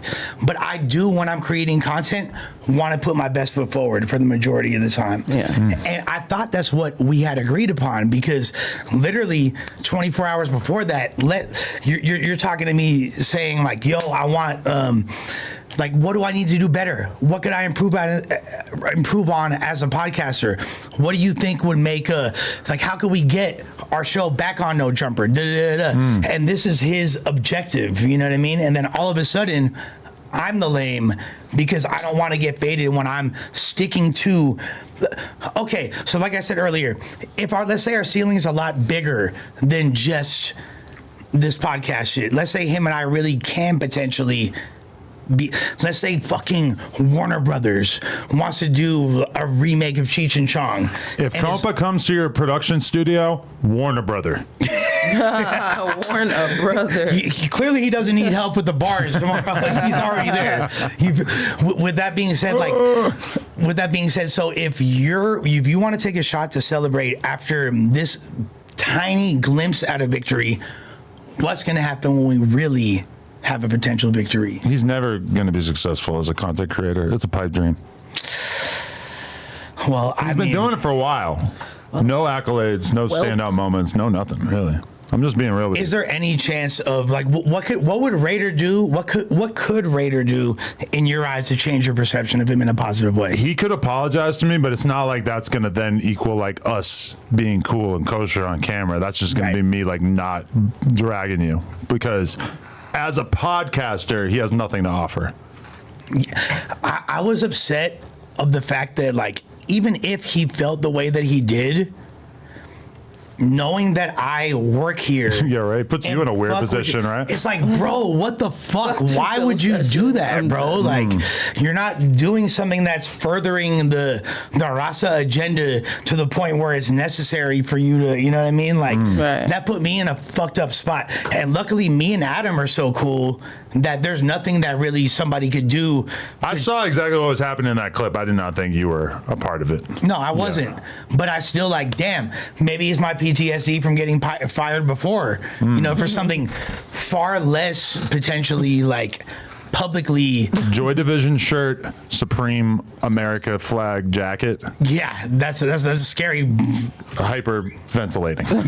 Yeah, like literally, that's a fucking that was a traumatic moment in my life. Oh, that happened to you? Yeah, motherfucker got fired on live stream by this dickhead. Oh yeah, I've seen like some highlights from that for sure. That was the whole thing. Yeah. So, but regardless, like, of course, do I want a repeat of that in any capacity? Yeah, absolutely not. No.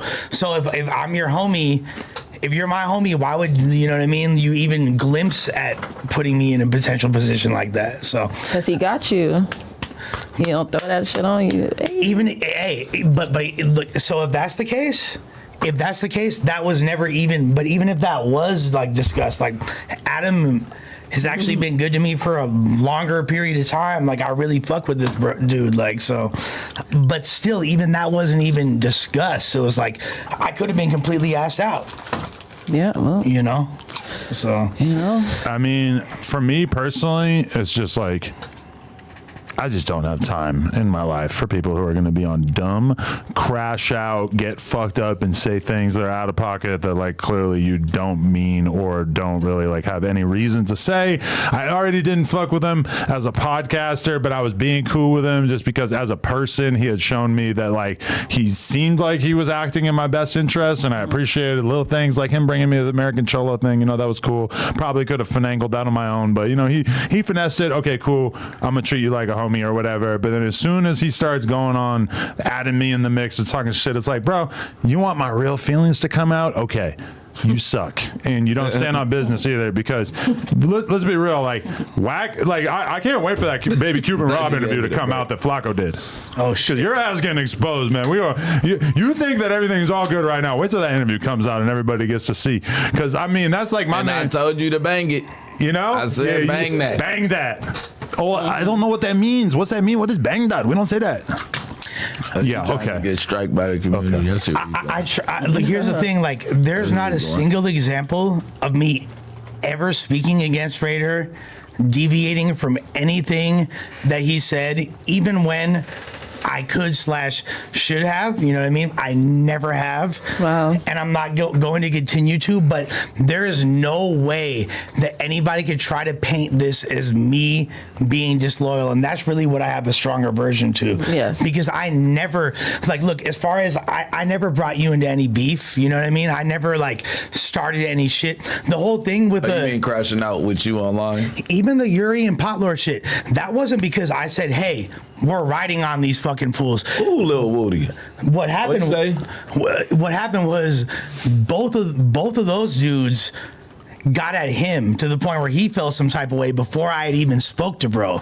So even by the time I got on the phone with Raider, he was already like, what the fuck is up with these fools? Because Yuri had already been like, suck Compa Raider. You know what I'm saying? Like, he had already done that. And Potlord it on Compa now. Yeah. No, I'm not blaming it on Compa. What I'm doing is maybe Yuri can move back and it'll be protected by Compa now. Yeah, exactly. He's got his back. You should try that. There's no blowouts. I'm doing blowouts. $180 for full blowouts. Damn. Get your blowouts. There's no circumstance where Compa could say that I brought him into beef. But when he was, you know what I mean, like, but he was like, say fuck whack 100. Da, da, da, da. He tried to bring me in to his situations. And let's think about the severity right here of beef between Yuri and Potlord compared to whack 100. That's just too like, weak. do you see the discrepancy There's here? an asymmetry here. One person is a bit more serious, you might say. Just a little bit more serious, right? Potentially. No. So, and these are the situations that I was getting put in without even complaining, because that, like, hey, we rocking together, you my boy, we got each other's back, it is what it is. You'll fight for him. You feel me? Your beef is mine. But at a certain point, like physical beef too. your beef is mine. You're saying you will fight Whack 100 for him. I would really prefer not to do that. Like that would be like really tight if that didn't. But me saying what I said in that moment, I knew that puts all this me. fight talk, like I gotta start seeing some fights. Oh yeah, we're tough. There's no fight. We're tough. That's what we do. We fight. There's no fights. This is YouTube. You don't fight. You talk about it. Yeah. You can even go blow for Not blow. even YouTube. This is just LA street shit. Yeah. You podcast it out. Nothing will ever happen. It'll be great. Yeah. No, if it happens online, period, it's fake. I haven't seen it happen yet. Like, oh nigga, I'm about to come. No, of course it'd have to be an organized fight. I've never seen you know. Yeah, it's very. We don't do street fighting. That's wild. That's just like what are one we, of the bum only fights? street stories of pulling up. And I lost, so don't use me as a good example. No, but I it don't did see matter. that You video. pulled up. I did pull up. Nobody crazy. pulls up. I did pull up. Significantly lost, but I had the. I mean, had it in my I heart. think you Listen, thought the you were gonna boogeyman. lose, for Yeah, sure. I knew I was gonna. Have you seen the video You of the just let him boogeyman? beat you. J-Bo talking about running fades in the county or wherever he was locked up at and like losing, fighting the guy again, losing again. That was one of his early interviews. And this is or whatever. this was like an IG live or some shit. Live. But it's like that's like the scariest fucking Stockton rapper or whatever. That's the guy who's got like the most convincing gonna win every reputation. squabble. Yeah, it's like you can't just act like getting beat up is all bad. Yeah. It might be embarrassing, but if you just go for it and you really do it, I'm giving they can't the hold it nigga against a you. fade straight up is that we run into each other and we just squabble like we're someplace where I can't get jiggy, but anywhere else I'm doing. You're not my planning a thingy fade. thing. You're not riding. I'm not doing my thingy thing. Bro, you know where I went on Friday? Where'd you go? Hurricane Harbor. So they're telling me about it, and they're like listing off all of the cities and areas that go to Hurricane Harbor, and it's basically reading like a list of all the fucking barrios that, I've done interviews with rappers from all these places in recent memory, and I definitely saw a bunch of different dudes that I was looking at them like, oh, those tattoos conflict with someone who I saw earlier. That's interesting. I bet that you guys are giving each other passes since I'm not seeing any fights crack off here in the kiddie pool. Bro, when we were like, I'm sure Bricc remembers. You saw who? I'm seeing dudes with tattoos, and then I'm seeing other dudes with tattoos. You can't, that's like And I'm rule. like, oh yeah, okay. You guys probably don't want to see each other. Nah, maybe, but you're not even paying attention to a nigga tattoo. You might read them for sure, but you not. That shit. Can Yeah, say right. your I'm not worst an expert op. for sure. It could be your worst op, and you right there with the babies, and he with the babies. You got to be a real different type nigga. Because the thing about it is that, and there's not really like people around to judge you for not doing anything It ain't either. even judging. It's an unwritten rule. You can't even do nothing when kids is around. Yeah, it's supposed to be. That's like. So when people say dishonorable. that people always say that rule is dead, but that kind of only extends to like the most all extreme. rules are dead now. Seems like But you're saying at the water park more it and more stands. civilized. No, but what I'm saying, those are people with kids. They come from a different generation. This new generation, they saying all type of. They don't listen to old niggas, OGs. They don't respect this. They don't do that. Yeah. This, the other. Like you niggas is built to crash out. Like y'all don't have no structure. So all the rules is cut at this point. Nigga snitch, go get a manager. You go kill something, go get a manager, man. You know what I'm saying? Speaking like, of snitch, other than did that- you watch YSL Woody today? Yeah. Ooh, Speeding. bro. We were talking about something else. You Oh, can't shit, just my start bad. to switch the topic Sorry. like that. What the fuck? No offense. That was wild. But the other thing about it too is that I'm like really having to explain to my kid why I'm taking 50 fucking photos while I'm at the water park too, because she's really trying to figure it out right now. And the whole like podcast thing doesn't seem like it's really like cutting the mustard with her. She's just like, why was there like 10 people in a row want to take a photo while I'm sitting here eating chicken nuggets? Because I could feel her starting to get a little jealous. She doesn't realize you're a celebrity. It's just like settling in, Care. you know? That's her dad. Yeah. Like my daughter, she doesn't let me even But some talk to kids, people. like, go if right into it, If I'm like- in a conversation with people, like every time we're on Melrose or something, she's like every time people talking Yeah, to me. Then when they go away, she chilling. When somebody, it's like your guard dog. Your dog. Yeah, I seen that like real early on. It's like as soon as like a bunch of people started talking to me, and she's all of a sudden coming out of her shot like Dada, Dada, hi Dada. I was like, whoa, this is fucking crazy. Yo, my girl comes back tomorrow, so I'm officially fucking like out of the single dad role. Yeah, It's kind of crazy. it was a mission, wasn't it? Honestly, not that bad. The housekeeper just filled in the blanks so much that it's like not that bad, but. And my girl kind of like arranged. I feel like the stressful thing about being a parent is more like the big picture stuff. Like seeing my girl like go through fucking hell, like figuring out the private school shit and figuring out the doctor shit, all that. That seems like that's the big thing. And then we cuss them out. Yeah, but it's not like making sure their lunch is ready for school. Like that's not that bad. That's not bad. But it's like all of this like administrative shit. That's the shit that's like stressful. And I be crashing on my girl about that. Like, why the fuck you ain't did it shit? Like, why the fuck you ain't did it shit? Like, I gotta go get some money and shit. You gotta hit that parent-teacher meeting. Do it though. I got lucky though, because every day where I might have had to just figure out something to do the whole time with my kid, I had like various other parents just like hit me up and they were like, oh, do you want to go to this Little Mermaid installation at the Century City Mall? Fire. Yes, I'm there. Boom. That's like many hours in which I don't have to like figure out what the thing that we're doing is going to be, you know, because I feel like showing up and doing it is easy, but like conceptualizing what you're going to do with a kid for like the what time? She wake up like 6 a.m. She go to bed at like 8. So that's like, you got to like script out like a solid 14 hours of shit to do with the kid. Yeah. And that's not always easy. You know, you got to get kind of creative. Like you go to the park, you go get ice cream, you might just find yourself frozen, paralyzed by fear. Like, oh shit, what the fuck am I supposed to do now? Who's stricter, you or Lena? For sure, Lena. Hell yeah. What the mom? So, I'm a party dad. Do whatever with us.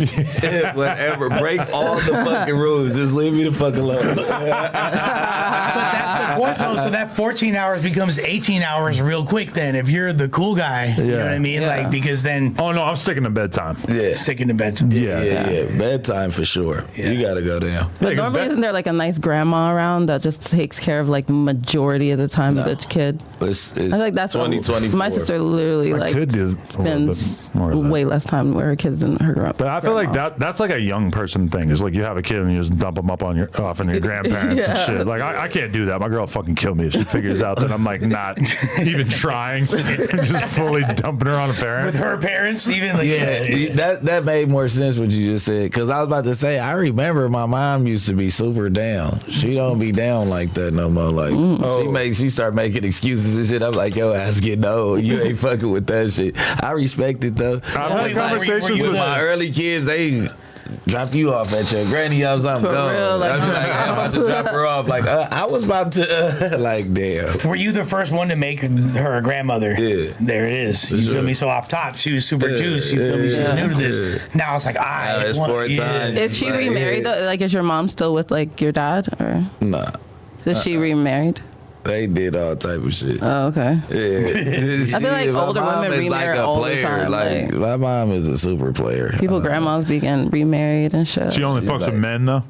Yeah, for sure. No, If she was a real player, I feel like she would have had a dyke She probably face. did that. Really? My mom been to prison and shit. the 70s and 80s were a wild time. Shit. My mom is a low. You know who Lola D is? Lola D? She's like from Chicago. She's like a crazy Mexican like gangbanger who killed a couple people back when she was young, and she did like 30 years. Oh wow! I was just watching an interview with her on Vlad because somebody hit me up saying that I should interview her, and dude, she's just straight up talking about how being in prison was like a fantasy camp for her because it was just nothing but hoes. just indulge in all that pussy, bro. It's got to be incredible.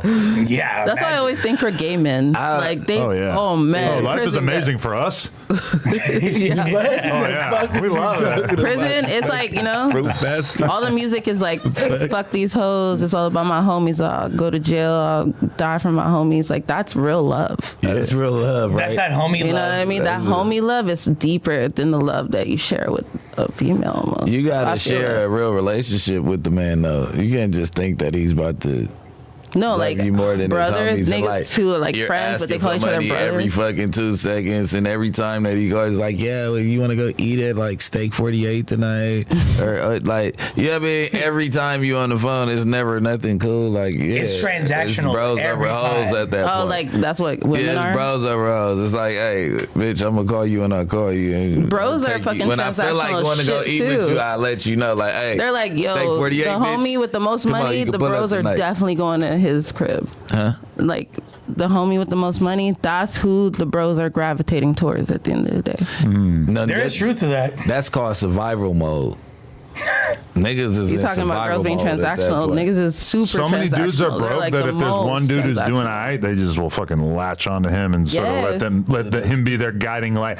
I know this is super late, but like the clip of Drewski talking about being with Ruby Rose and how like the main thing is like if you want to be with a rich bitch, you're gonna have to be ready to ball out when it comes down to it. Yeah. And I was thinking about that, like that is true that like you could be the guy who's dating the rich girl like for a while without having to do that, but when it comes down to it, when it's time to go to the club or when it's time to hop on the fucking private jet or whatever, like if you date Ruby Rose relationship, that's cool. You gotta be ready to drop 20-30K. Like you can't just be like I've never been put in that position where I just had to do some crazy spending like that just to maintain my relationship. You don't have to, but you do have to. You can't be a loser. You're not. Yeah, but it's like you don't even need that type of girl if you're not on that type of timing. But being able to spend 50K in a night, there's a big difference between like loser and like can spend 50K in a night. There's a whole world of that in between gambling. that. But she will understand though, like if she fuck with a nigga that don't got it, like if she been fucking with him, like bitch, don't wait till your birthday to just act like, you know what I'm saying? Like, you know what I mean? Yeah. But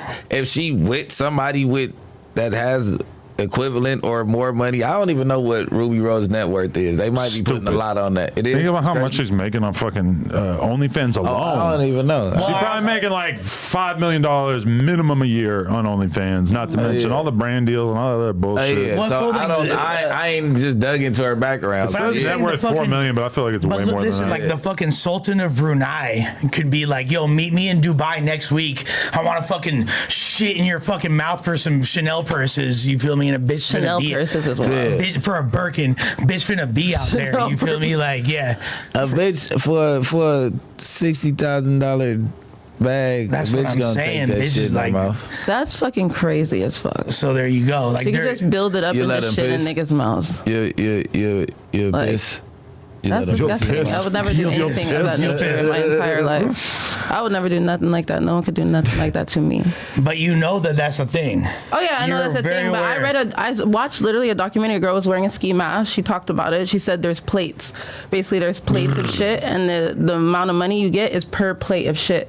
And it's like small plates, medium plates, large plates. Like it's literally an African lady from Nigeria talking about this with a ski mask. She was eating poop too, or she was like administering it. No, like she was eating it. She'd eat it. It would be like $50,000 US for this one, $100,000 for this one. Like, and you have to finish the plate. How much shit would you eat if it was on the table like that? Because I feel like I'm gonna start down like I am.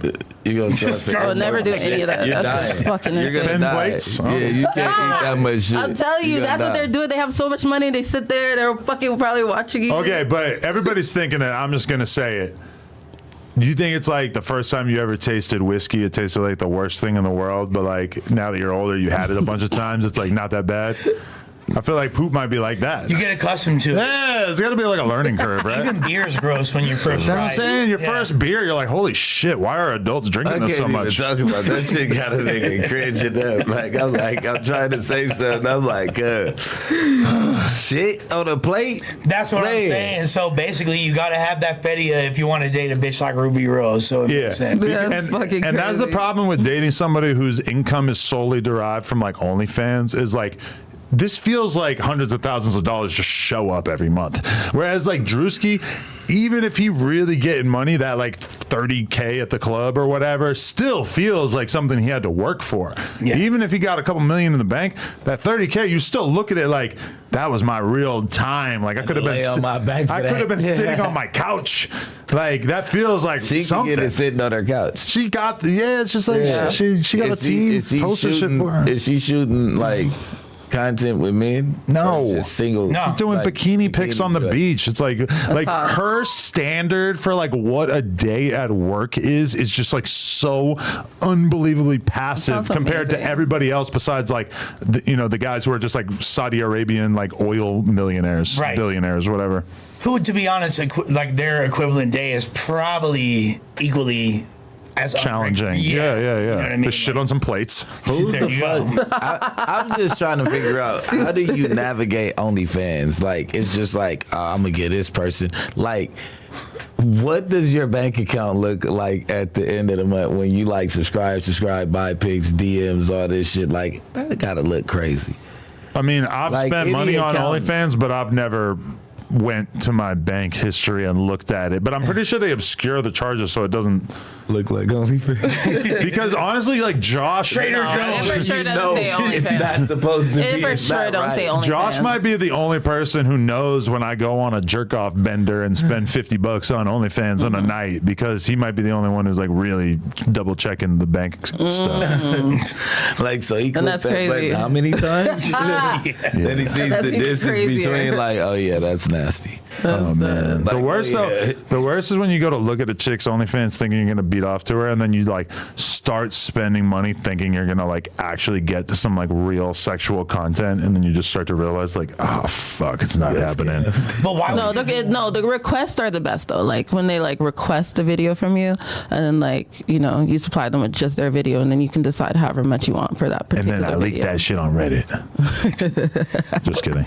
That's the thing. Like, what is I don't see what incentivizes people to do that as opposed to just like Google whatever their interest is and then jerk If off you want to that. get like the new shit that a girl just dropped on social media, like probably you're gonna have to like go to their OnlyFans. It's gonna take a little while before it like is easily Googleable. Also, like we have a whole team where their entire job is to get the shit taken off all these sites, and it works great. He Besides the wasn't saying Russian for ones, OnlyFans. the Russian chicks don't listen to nothing. He didn't say OnlyFans. It's sites you can access for the free ski is what he said. Like you can't, like you just want to fuck. Let's you just want to fuck. stop that one right in its tracks. I don't know That's anything not about supportive. that. I don't know anything about that. Oh, but this is the other Mr. topic Beast that in we it? need to Like, talk look at about. you.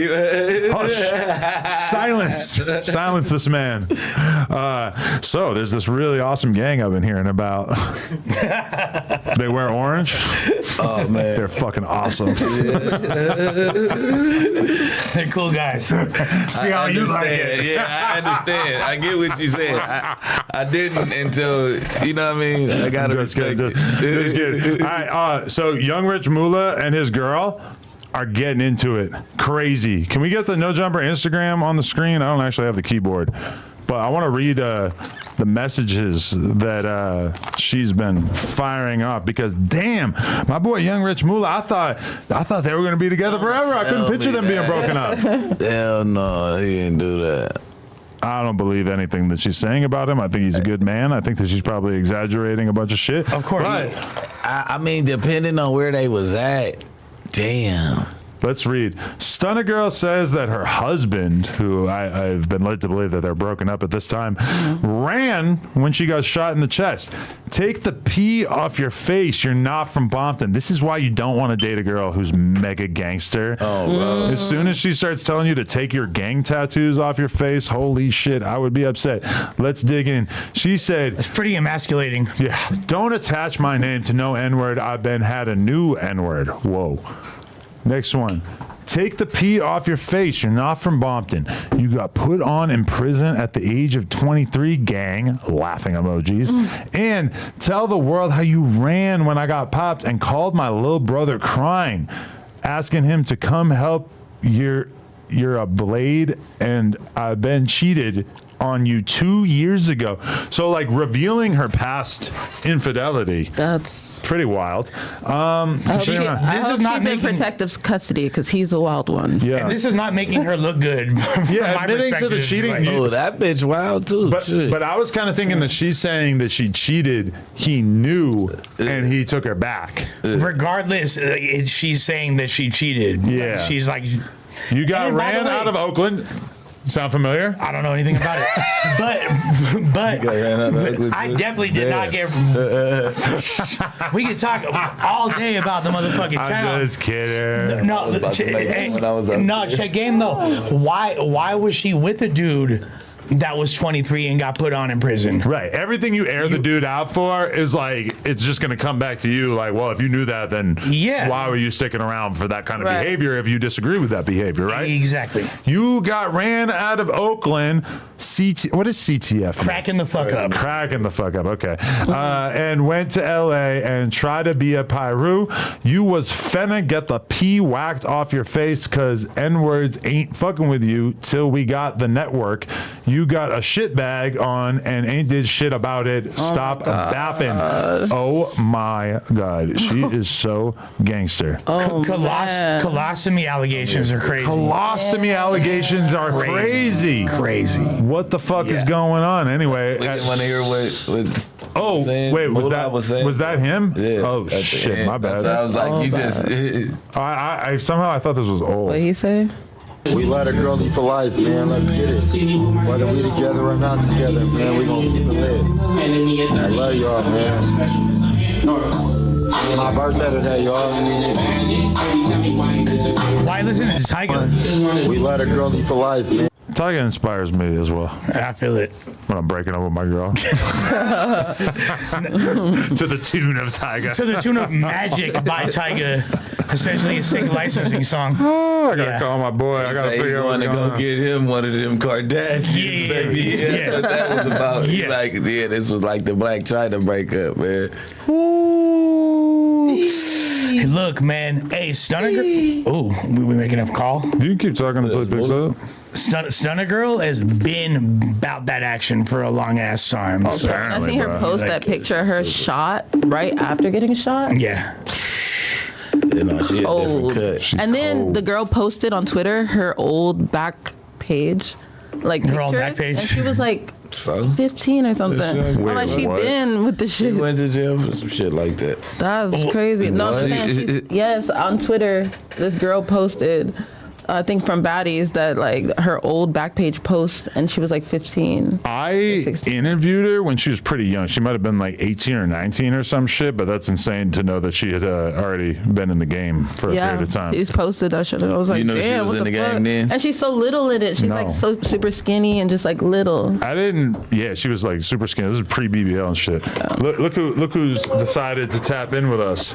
What up? Ah, shit, what's cracking, fool? Desto! Leaving me out the Cypher either.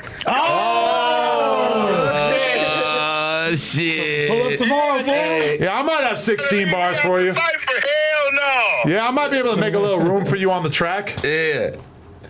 Hey, Desto has entered the chat, man. Desto in the building. Mr. On the radar himself. Come on. Yeah, he like, nigga, don't act like a nigga ain't been on the radar and shit. Hey, you gotta diss some people, though. You can't just come in talking about having jewelry and wearing nice clothes. You gotta clap at some people. Hey, don't worry, we pulling clips out. Yeah. Sounds good. Yeah. I don't know. It do sound good. All clothing lines and all that. We don't gotta start no street beef with that. I was getting clapped. You should diss Rip and Dip. And LAUSD for banning the clothes. We just telling the truth. Hey, we dissing LAUSD. We just telling the truth. Hey, you hear me?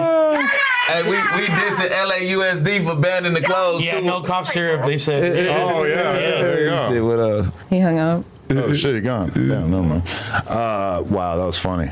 Man, Dubbing the Cypher. He trying to insert himself. I support it though. I think that's a good idea.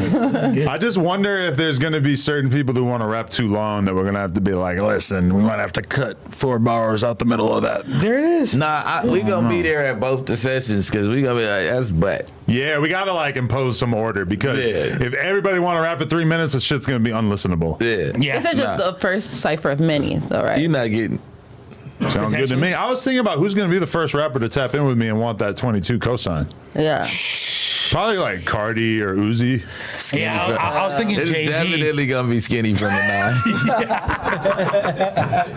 9. Running down on Steve will do it. Man, I was falling out of my fucking chair when I seen that shit. Let's watch that shit. Them somewhere. I gotta run it back, man. Where is this right shit? there. You passed. I already did. Did y'all see Flacco's video about it where he thought that it was initially his hypothesis was no, that because wasn't it. I'm tripping. Yes, the I beef watched with the that. Mexicans? I was like, I don't think anyone in Steve Will Do His camp is Mexican. What the No. fuck? Who's Yeah. 6'9"? No, he said he thought that Steve Will Do It said to Mexican something Oh, he about Mexican. did. Oh, he dressed up as a Mexican. Yeah. All right, I gotta watch this. But, you know what I mean? Dick with me right there. I'm not being fucked. I'm not talking. look, I'm trying to do this professional. Sir, he's well. Excuse me. You have to take that down. No. So you have to take that down. Shout out the casino manager. I'm sorry.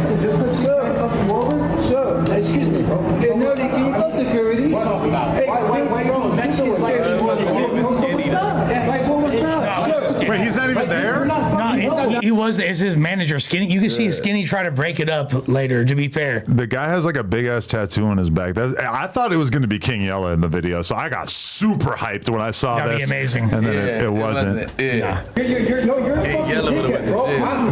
You don't personally fucking know me. Come on, you tripping, bro. In the casino is crazy. It's crazy just because it seems like they ran up on him and like verbally attacked him for a bunch of shit that they read on Twitter.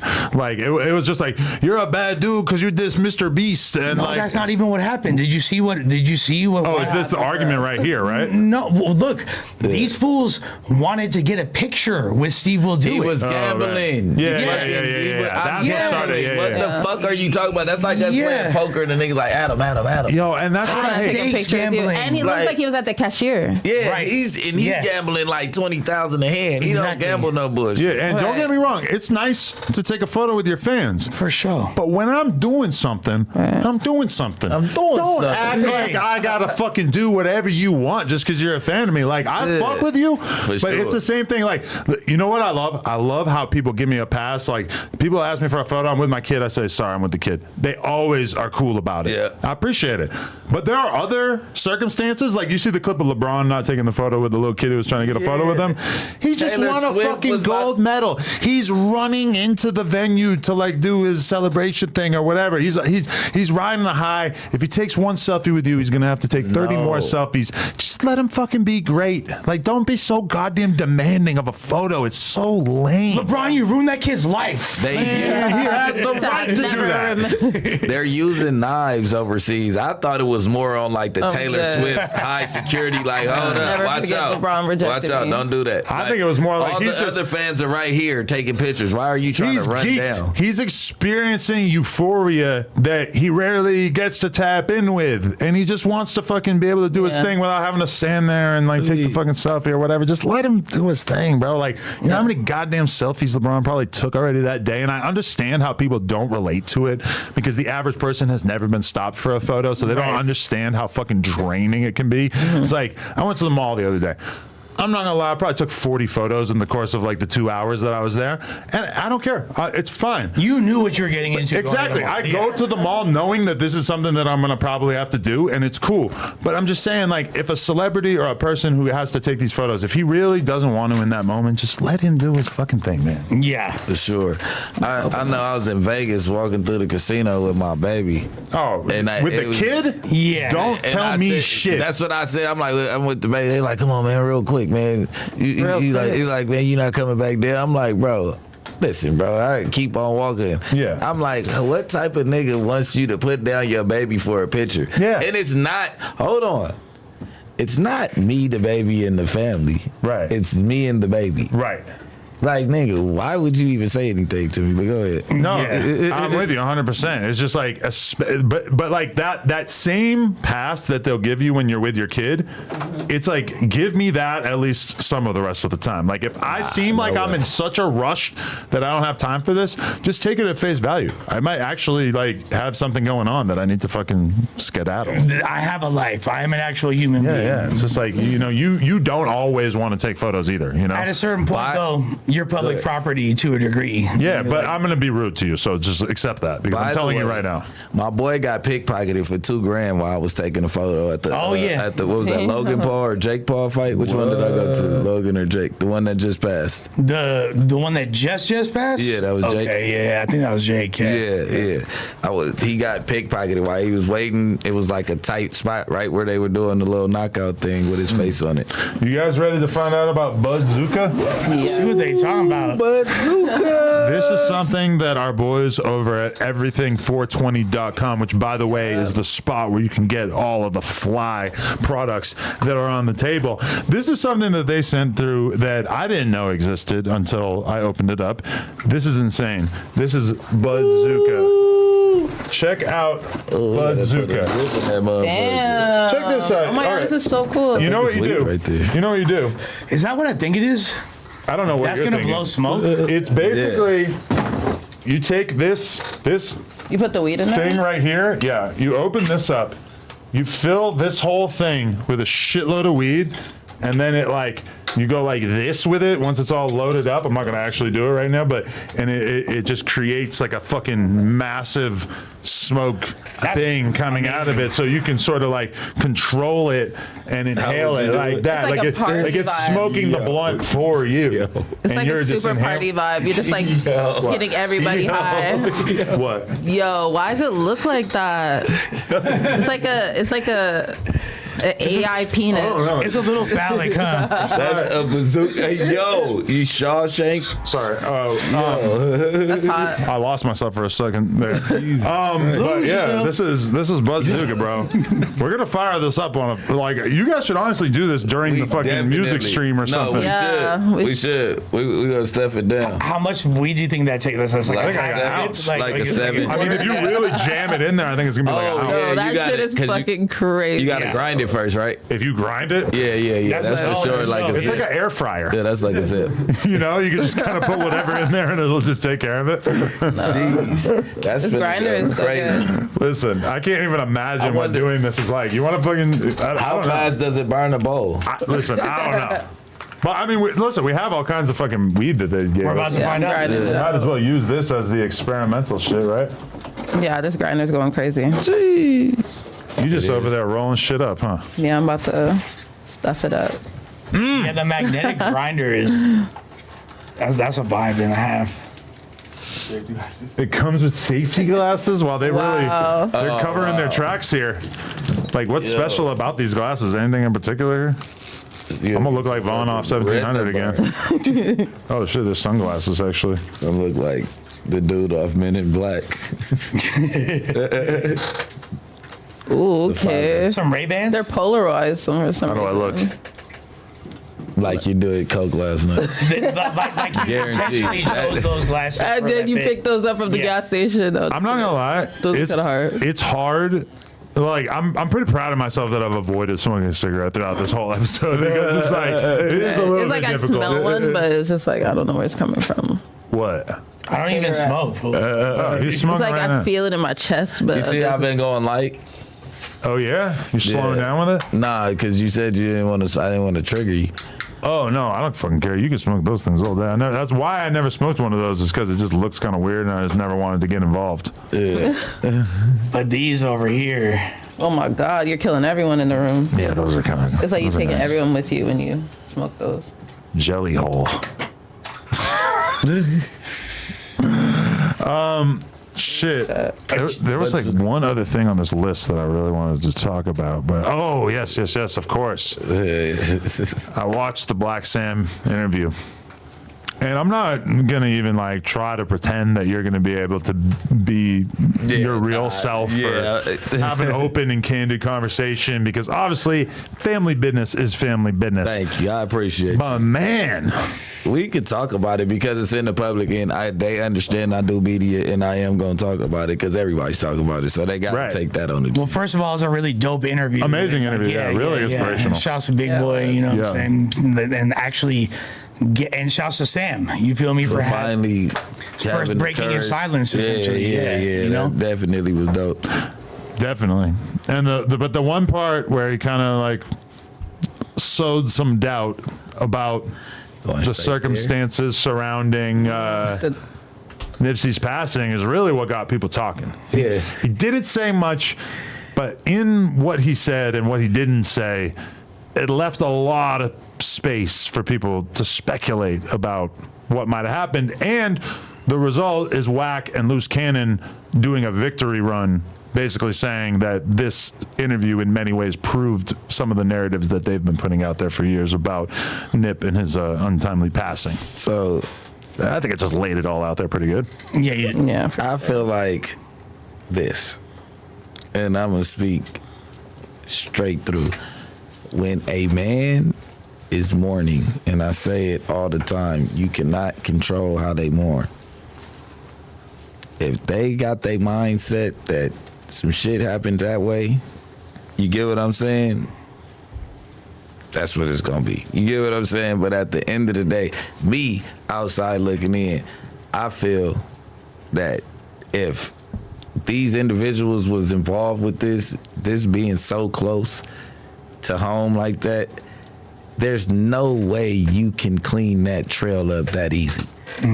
With two individuals from the same area, like, where are you meeting up at to where your phones aren't pinging together? Both of y'all didn't have, like how thought through was, you get what I'm saying? Like, the police are like 10 times They're ahead of that. Just, hey, let's bite into it. You know what I'm saying? They probably listened to the conspiracy theory and did their homework, because at this point, they wouldn't have just took one person down. Nipsey was loved by the whole community. You're saying that if Big U had sent Eric Holder there, that it would not, there's no possible way that it wouldn't have been unearthed by this point.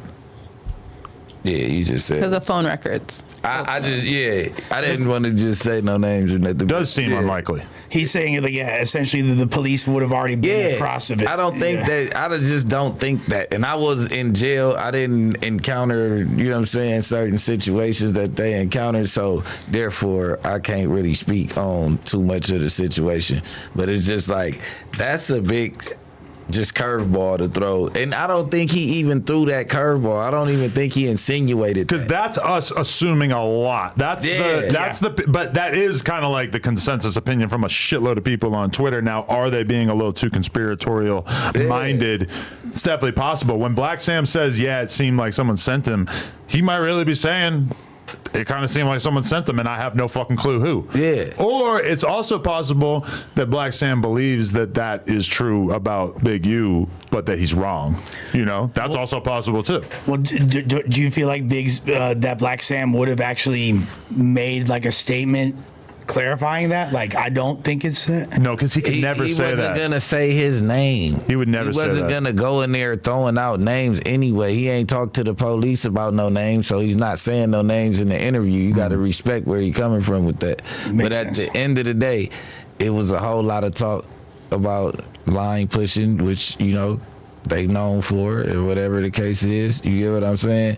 I just feel like if he strongly believed in this individual was the person, it would at least be, you know what I mean? Because you can go on YouTube and look up a series of events that, you get what I'm saying? Like, if it was this individual, you know? 1,000%. It at least be. I ain't saying that the individual is soft enough to, or he can't. You know what I'm saying? But I'm just saying, like, I don't think that it'd just be it's too close. Everybody's too outside. You know what I mean? Like, for that big of an individual to leave, and it would have led to a trail that they. You get what I'm saying? It might not even have been Sam. It's just like everybody else that feels some type of way. It could be anybody. There's also one thing that we kind of know about the average criminal, which is that if they're facing a life sentence, they're probably not going to keep their mouth shut. Now, I'm not taking anything away from Eric, because who knows how he's built, but the average person who gets a life sentence is not going to just withhold that information about why they did it. I feel like someone who would go up to Nipsey Hussle and shoot them in the head would definitely hold a secret forever. Look at how bold he is. Or they're kind of not all there, and they might do exactly that. I don't know. Because they showed where he had no shirt on when he first came, and then he went and put a red shirt on. Well, Black Sam said that, which I didn't even know that. Yeah, I saw it on like a video surveillance. Like, oh, really? That was already out there? They showed like he first came with no shirt on, looked around, and then like he put a red shirt on and came back and started shooting stuff up because he was looking around to see like what's going on or whatever. And that is like showing premeditation. He did never deny shooting him. He said that it was out of crime of passion or heat of passion, whatever it is, where, you know what I mean? Like, you called me this and then rage of that in my mental disorder. I guess that was it. So with him telling his side of the story, he probably would have to tell everything. But at the end of the day, I don't even want to get into all of that part because I'm not picking a side. I'm saying that I don't think Sam was even insinuating that it was the people that you saying it is. You get what I'm saying? So it's just like, That's just okay, what the people world thought. picking it up and just running with it. Like, you know what I'm saying? Like, I'm not here to defend those statements. Like I said, I wasn't around. But that's kind of like a unique thing with this interview too, is that there was this viral tweet that was going around that was, because Sam was sort of tasteful with how he discussed some of it, it left a bunch of room for people to sort of like come up with their own theories and shit. Because there was this tweet going around that basically like said that Black Sam was saying that Kendrick and TDE did not reach out to help or anything like that, when he didn't say anything like that. But this person like sort of read in between the lines and like took it that way, did this whole tweet about it, and they actually got community noted. And I read it as if Black Sam did say that. And then when I watched the interview, I was like, oh wait, he never fucking said that in the first place. The whole tweet was a lie. But even after reading the tweet with the community note, I still thought that he said it. Yeah, so it's not Black Sam that was community noted. Propaganda. It was the person who tweeted it. But when you, if you were to just look at it at 7 a.m. while you're taking a shit like me, then I kind of just like put that all together incorrectly. How the riot started in England. And then Baron Bevel. Baron Bevel replied, that's why you probably thought, then it pops up on your timeline. Yeah, exactly. Yeah. The fact that Karen Civil responded debunking it and shit algorithmically made that tweet way more popular. It was probably already plenty popular. It was probably already going around. Because that's like one thing that's like, you can just go viral so fucking easily if you just lie. I remember there was a YouTube channel that uploaded a video that was like, the truth about Young Dolph and Key Glock's relationship, or how Young Dolph died or some shit. And the thumbnail was Key Glock saying like, I'm glad he's gone or something, like That's saying crazy. that as if it was a quote. And I fucking reported it to YouTube and got the video removed. That's good. That felt good. Felt good. YouTube, Because they're CIA. abusing the platform to such an absurd extent by like putting misinformation out there like that. That's crazy that they're allowing that, considering they canceled that one Is that guy who was snitching? talking about Sandy Hook all the time. Is it snitching? I don't think you can really like put that kind of pressure on like a random anonymous YouTuber, like, because a YouTuber can just snitch. No, I'm talking about you. Oh, taking me? the post and telling them. No, because I'll snitch in real life too. I'll talk to the actual police. Hell yeah. Well, like not in every situation, but like Not in every situation. There's definitely a lot of situations where you're not allowed to call the cops, and I would gladly call the cops. Understandable. Yeah.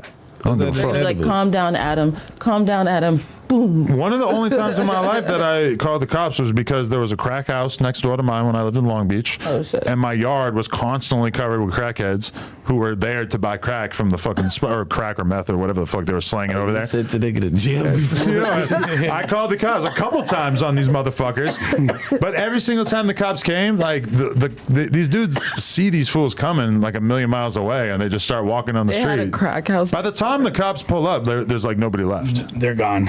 It's just like totally pointless. But the cop told me that the guys next door who were selling dope or whatever, he said they're boyfriends. And I'm like, That's crazy. I'm like, holy shit, the cop just revealed to me that they're gay. It's like he's hoping that I'm a skinhead and that I'll like beat the fuck out of him or something. But honestly, they got raided like soon after. They were out of there. They're like, do you listen to Sublime by chance? No, for sure. No, I had some dudes who were like old school Sublime guys that lived on another block that I lived on in Long Beach, and their house got raided in the middle of the night and they found a meth lab. Wow. Sounds about par for the course. And I always wondered why these dudes were so skinny. They just So they're doing their own drugs. I guess it was just the meth. That That's makes- the only thing that you can build a meth lab off of. You have to be on meth to build a meth lab. So there's like rich meth heads Hell out there that yeah. are like just. Rich meth head. You don't think it's rich meth heads? I don't know. I don't know meth heads. Like, So had it been a coke house next door, would you call it the police? If it wasn't hard, No, well, I mean, it depends. Like, was it bothering me and my quality of life? But what if you were buying? Because I was what if actively you were doing buying- cocaine That's at the what I time. was about to say. No, well, like, I didn't just to think see a about that at random all. Yeah. crackhead just pass the front of your yard. You're fucked just like, up, hell. bro. No, I would for sure call the cops. If That was the butter plug. They had the uncut. Like, Yeah. No, I'm the grimy dude who I'll be selling coke and then I'll call the cops on someone else who's selling coke. I like that idea. Yo, Just kidding. this is Advance. right here, Alpo. It's not a bad idea. yeah, it's an though. outpost. Yeah, it's Alpo right there. His killer beat his case. Yeah, Alpo's killer. yeah, because he beat his probably case. got paid from them niggas down in DC, man. I don't know how he beat his case, but apparently that's a thing. either way. So I was thinking we was going to another subject. Oh, you're all looking for a topic? I mean, listen, I got to go soon, but this is the list of topics. No, I don't. It was no. Oh yeah, no. There's a lot of Woody. Yeah, that's what I was about to say. A lot of Woody. Give me a Woody take. Yeah, Woody. She tried to initiate it. Yeah. Let's peep some clips of Woody's outstanding day at trial, because yesterday he's taking pictures with the it's so lady cringe. at the computer. What's her name? The stenographer. Whatever her name is. Like he's having he's on live now. He's back. All right, let's. But it's like cringy as fuck to hear. I'm about to speak my piece in a second. Damn, it's cringy as fuck. Woody. To hear all the things you said out loud. What happened in Nut got nothing to do with YSL. This some shit. Excuse me, language. This got everything to do with Threat. You know what I mean? I was trying to protect Threat from the get go. You know what I mean? Threat, and they had some more stuff going on. Like. Was Threat at the gambling house when he got shot up by Kel? Young, you said nothing I say can be used against me? That's right. Me and Threat shot up Rich Homie Coin Daddy Barbershop on Bankhead. I don't know what happened with Threat and Rich Homie Coin, but I'm going to ride with my brother. And they was beefing. And yeah, we pulled up and did that. Okay. Yeah, no. And as a result of shooting at you all from the bushes. What happened in Nut got nothing to do with YSL. This some shit. Excuse me, language. This got everything to do with Threat. You know what I mean? I was trying to protect Threat from the get go. You know what I mean? Threat, and they had some more stuff going on. Like, was Threat at the gambling house when he got shot up by Kel? Young, you said nothing I say can be used against me? That's right. Me and Threat shot up Rich Homie Coin Daddy Barbershop. Oh yeah, it's replaying now. Yeah. Oh wow, that was fucking amazing. A star was born when he caught a case, man. What? He's a fucking legend already. Best to ever do it and get away with it, but at the end of the day, I just feel like to play with everybody's freedom over it. But it's like the best thing that you ever thought of, because everybody's going home, but you don't got a case. Yeah. And you open thugs' eyes up like you turned your back on your shooter, dude. And I'm telling you, like, that's weird. But it's a crazy way to like show somebody like I could end your life if I wanted to, but I'm not. Right. Yeah. And I got all of us off like that. Shit weird, but it's still some snitch shit. Yeah. Like a weird power play. Yeah. I feel like he's about to have a heart attack sometimes when he's in there. Like, What is this one? This is him explaining why he chose to snitch on Thug. Okay. The police kept locking me up for whatever they could. Every time I came out the door, the police was on me. And they keep bringing up Thug name.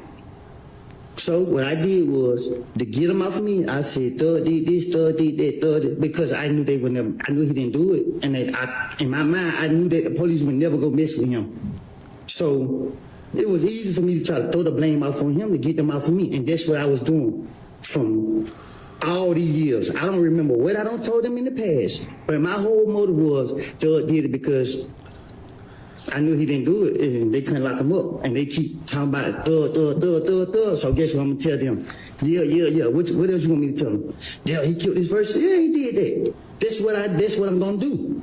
And that's right now. If I walk out this thing and they say the police stop me now, hey man, give me something about Thug. Shit, I'm about to make. Okay, so this was happening. Make some up about him again. On January 11, 2015, when you went to speak to the police, when they called you, did they ask you about Thug or did they ask you about the murder of Donovan Thomas? I don't know. I don't remember. Did you go down to the police department on your own to tell them that you did not kill Donovan Thomas? Did I go on my own? Did you walk into the police department by yourself to tell them on the morning of January 11, 2015, that you did not kill Donovan Thomas? I don't recall. Just looking at her in like pure disgust. What did X-Rated say in the comments? X-Rated said, "We don't have to like this dude, but from a legal perspective, this is called reasonable doubt, and he's about to get Thug acquitted. A lawyer who barely passed the bar exam could beat this case now." Boom. Period. X-rated got a lot of Coming experience from in the someone justice system. Yeah, that did over 25 years for murder. Yeah, you know. I mean, so what is he doing? He's just like misdirecting them at every turn. He told them the truth. I told y'all he knocked nut down. He the one that did all of this shit. The whole time it was fucking me up. Like, how are you telling? Like, you know, I can't talk though because I'm like, fuck. But he has immunity, right? Yeah, like, so he's telling everything. Yeah, so he's basically taking responsibility. Yeah, like all that shit was me. It don't got nothing to do with them. Like, I can't use none of this shit against. He's saying this was street beef. It had nothing to do with YSL. It was his beef. He's pretty much. I know the jury like, man, where the popcorn at? Because that shit was dead till now. Like, I feel like he's like opening up a whole new world of like what you can do as a witness. You know, like you could just take the stand and just like pretty much use it as like an opportunity to do comedy. You know, it's just like he's just doing things that we've never seen possible. He's opening up the Overton window of what it is to take the stand in a trial. No, shit like this happens. People play stupid like this. Not as good, but he knows the camera's on now. Like the camera's not on in there. Like, people get on that stand and recant they shit, say the dumbest shit in the world, but the camera's on and he's playing the fuck out the role. He's like Denzel up there. Lush Limbaugh. Riley Reid, spelled differently. Amazing name, by the way. Lush, did you see a clueless podcaster asking one of the dumbest questions in rap battle history? Shout out to Geechee, leaving them with a stink face. I mean, it would make sense that one of the dumbest podcasters in history would ask one of the dumbest questions in history, but I think we all know that he's referring to T-Rail asking Geechee Gotti if he knows you. It was actually Heather. Right. Yeah, another great podcaster, but it was almost like she was asking it as if she thought that he was going to have a negative opinion of you, and then his response had a lot of respect in it. And I mean, obviously, if you know Geechee Gotti and Lush, you know that they spent a lot of time together. Bro, I'm like, yeah, that's like a good friend of mine. Like, I booked his first major battle. Like, you know what I mean? Like, I'm a regular on his podcast. And she asked, like, do you know, it wasn't just like, do you know Lush? It was, do you know some guy? Some guy. Yeah, some guy. Named Lush. And this isn't the first time, because they tried to do the same thing before. What's bro's name? Jay Mills from fucking YSL, not from YSL, from YMCMB. You know what I'm saying? Who was a famous battle rapper. They tried to. Jay Mills. I remember that dude. Yeah. Jay Mills is fire. Shouts to bro. I never met him before, but I have made enough of an impact in battle rap that when they asked the question to him about me, he was like, "Oh, Lush, he's a legend in the culture." Right, but we've seen the whole Bobby Altoff thing before. We know that when white chicks do podcasts and ask and want to talk about rap shit, that they're gonna stumble. They're gonna say some clueless shit. Right. So I got to give her a little bit of a soul sister. A little bit of forgiveness. Some guy named Lush was crazy, and the clear intention. And I get it, they were reading a super chat, but like the clear intention was to try to make me and us look stupid. But yeah, didn't work that time, unfortunately.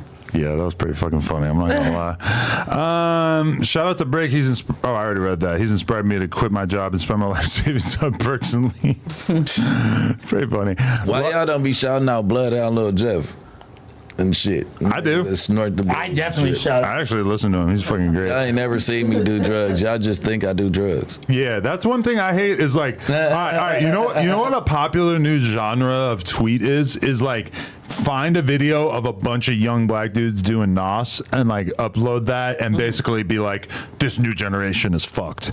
Oh wow. Now, NOS might be like a very in your face drug because it fucking is loud as fuck when you're doing it. You look crazy holding this big ass canister and it makes your voice weird. So for sure it has the shock value, but it's like these dudes doing NOS is nowhere near as bad as just like doing a shitload of perks and lean and shit. It's like, but it has like the visual effect. It's the same way where people act like it's the end of the world that people are snorting perks. snorting it and just popping it are the same fucking thing. It's just visually, it's a lot crazier to watch. Yeah. But it's like people act like it's the end of the fucking world. It's the same shit that people been doing. Smoking it is more extreme than either one of them. Smoking it and is slamming it. And I feel like slamming it's gotta be. Slamming it is crazy. Slamming it, I don't even know people that do that. So That's Nas just is too kind of there creative, with like man. smoking weed, and Nas is kind of like. Like, right how do here. you do that? Nah, never mind. I don't know how I was you. about to break Not it for down the to kids. you.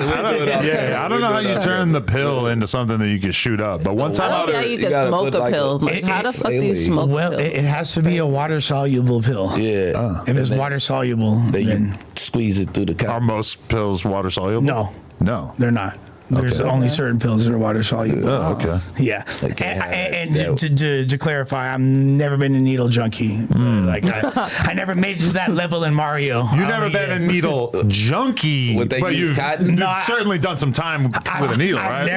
I've never ingested drugs through a needle. Unfortunately, Do you use cotton after you get it? I would for sure use cotton. Of course, of course. You gotta, you gotta have respect for the craft. One of my favorite lyrics is when Nas said, "I'm so black power, I don't pick aspirin out the aspirin bottle." Yeah, that's He said it in a way that made it sound more like it rhymed, but and what? Yeah. Like, well, I was like, that is some fucking wordplay right there. is that the same song as the opposite That's a of Doja headache. Cat? That's the same one, right? I think it might have been. Yeah, It was, yeah. I forget. It was the I Am album or Yeah, some yeah. shit. Or no, that's way before that. It was the one that was like the N-word album. Oh, okay. Remember, it That was was gonna also be before that. I forget what they actually called it. It was supposed Untitled. to be Yeah. Untitled. Yeah. Lush is a hobo. Why did that one stand out to me? All right, I gotta go be a dad. I don't know if you guys want to hit any more topics, but appreciate you guys. Much love. I'm Salute, sorry I gang. can't do the music stream tonight, but shout out to everything420.com and shout out to Ann Princess for joining us. Yes. And yeah, I'm gonna Happy to go be back. snap back into dad mode after I get done smoking weed in the car. All right. Appreciate y'all.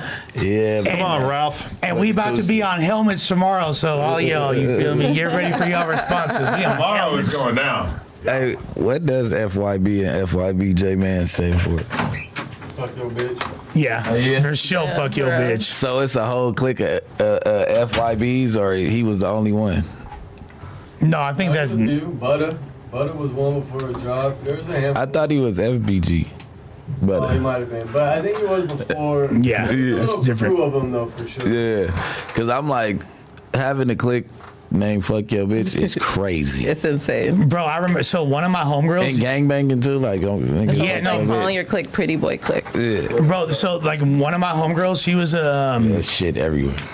You know it's fake weed. what's that job called where you like they were social worker. She was a social worker in the Bronx, and she had a list of all the different gangs in the area that she worked for.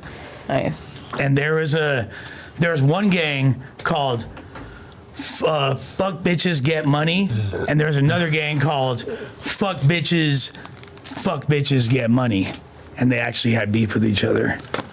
Fuck bitches get money. Fuck bitches get money, and fuck bitches get money. Fuck Just an bitches extra fuck bitches. get money. Yeah.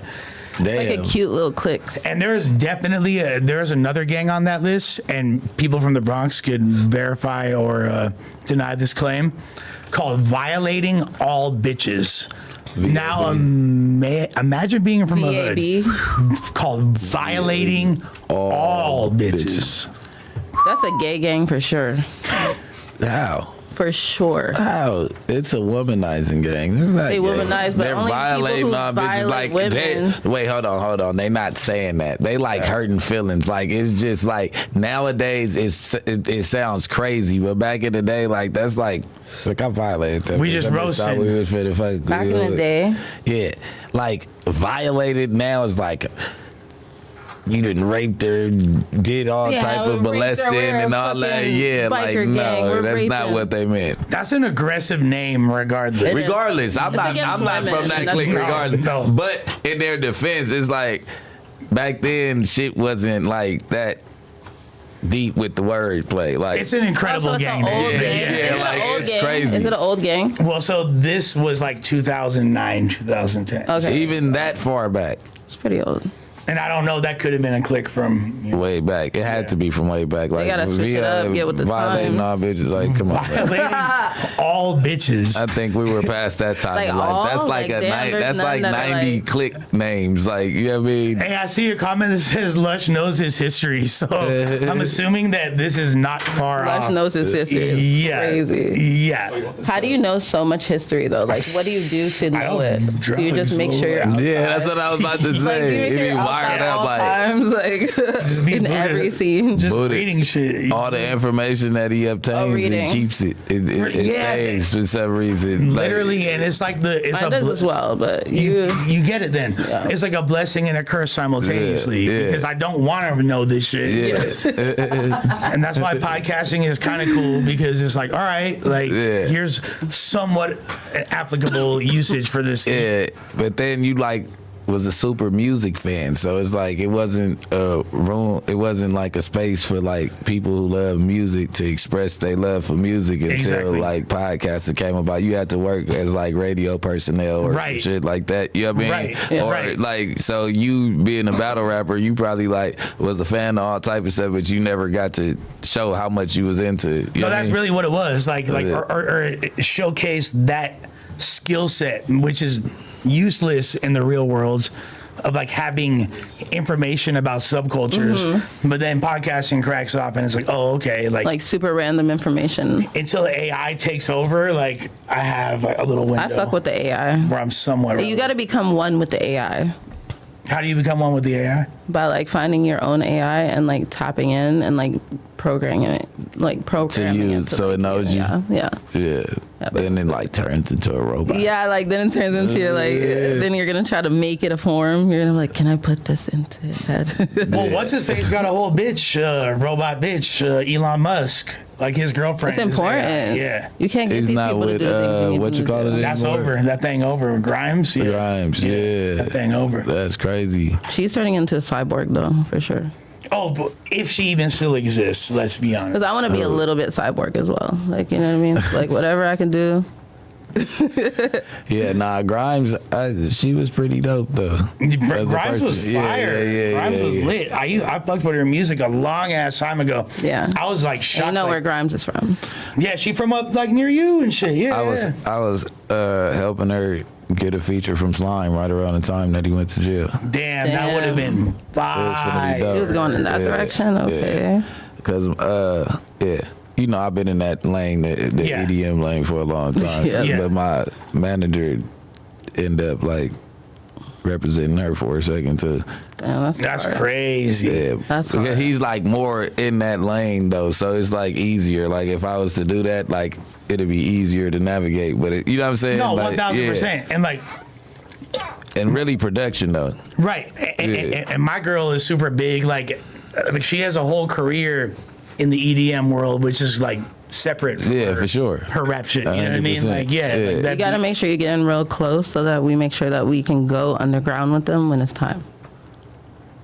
If we gotta go underground, I'm ready to roll. You feel me? I ain't finna go. Yeah, Like, it ain't that serious. We're not going through the Tesla They don't tunnels. got weed and shit down there. It's In the not, Tesla tunnels, you think they don't got weed? They probably got Not enough. crazy storage. No, they got weed. not enough. You don't think they Hell got yeah. like a million Like, you cartridges? just, Like they I just suck said you to the weed left and and like you go to like another.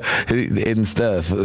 the end stuff might be a little bit. They gonna have everything. Think about it. They probably have everything on like back storage in case a major disaster happens. Well, don't you think that at a certain bunker? point? Don't you think that at a certain point, like when? I think that they gonna let the people that can't help and be like hard body, they gonna let them go to waste. Yeah, it's just Oh, like for sure. Keep- if you people can't that- prove that you're a valuable person, Yeah, like ain't got you're shit not for you. going Yeah, to the bunker. for sure. You're not That going to is like continue. I make sure that I every day I know. With that being said, I do feel like the advances in technology with AI might make it so these et ceteras that you were and stuff you were referring to could be like produced out of thin air, essentially. You know what I mean? Like there's an AI machine that could. Yo, they chemist you up. Woo. Yeah. activist is back. You feel me? Like the exact components. If you like, could get AI hard. activists, ooh. yeah. Damn, we just came up with a whole movie AI concept. act. Hey, hurry up and trademark that. AI act. I know I could make you some AI act right now. Yo, where the, You want some act, nigga? Out the hood. with the Cairo syrup? What you doing? Man, I can't give you all that. That shit costs. Some great ball tussing. I love it. You feel me? The cherry.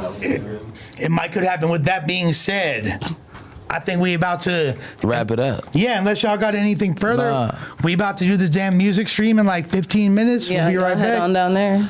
Hey man, No Jumper, the coolest podcast in the world. In the mother. Until 10 minutes. Don't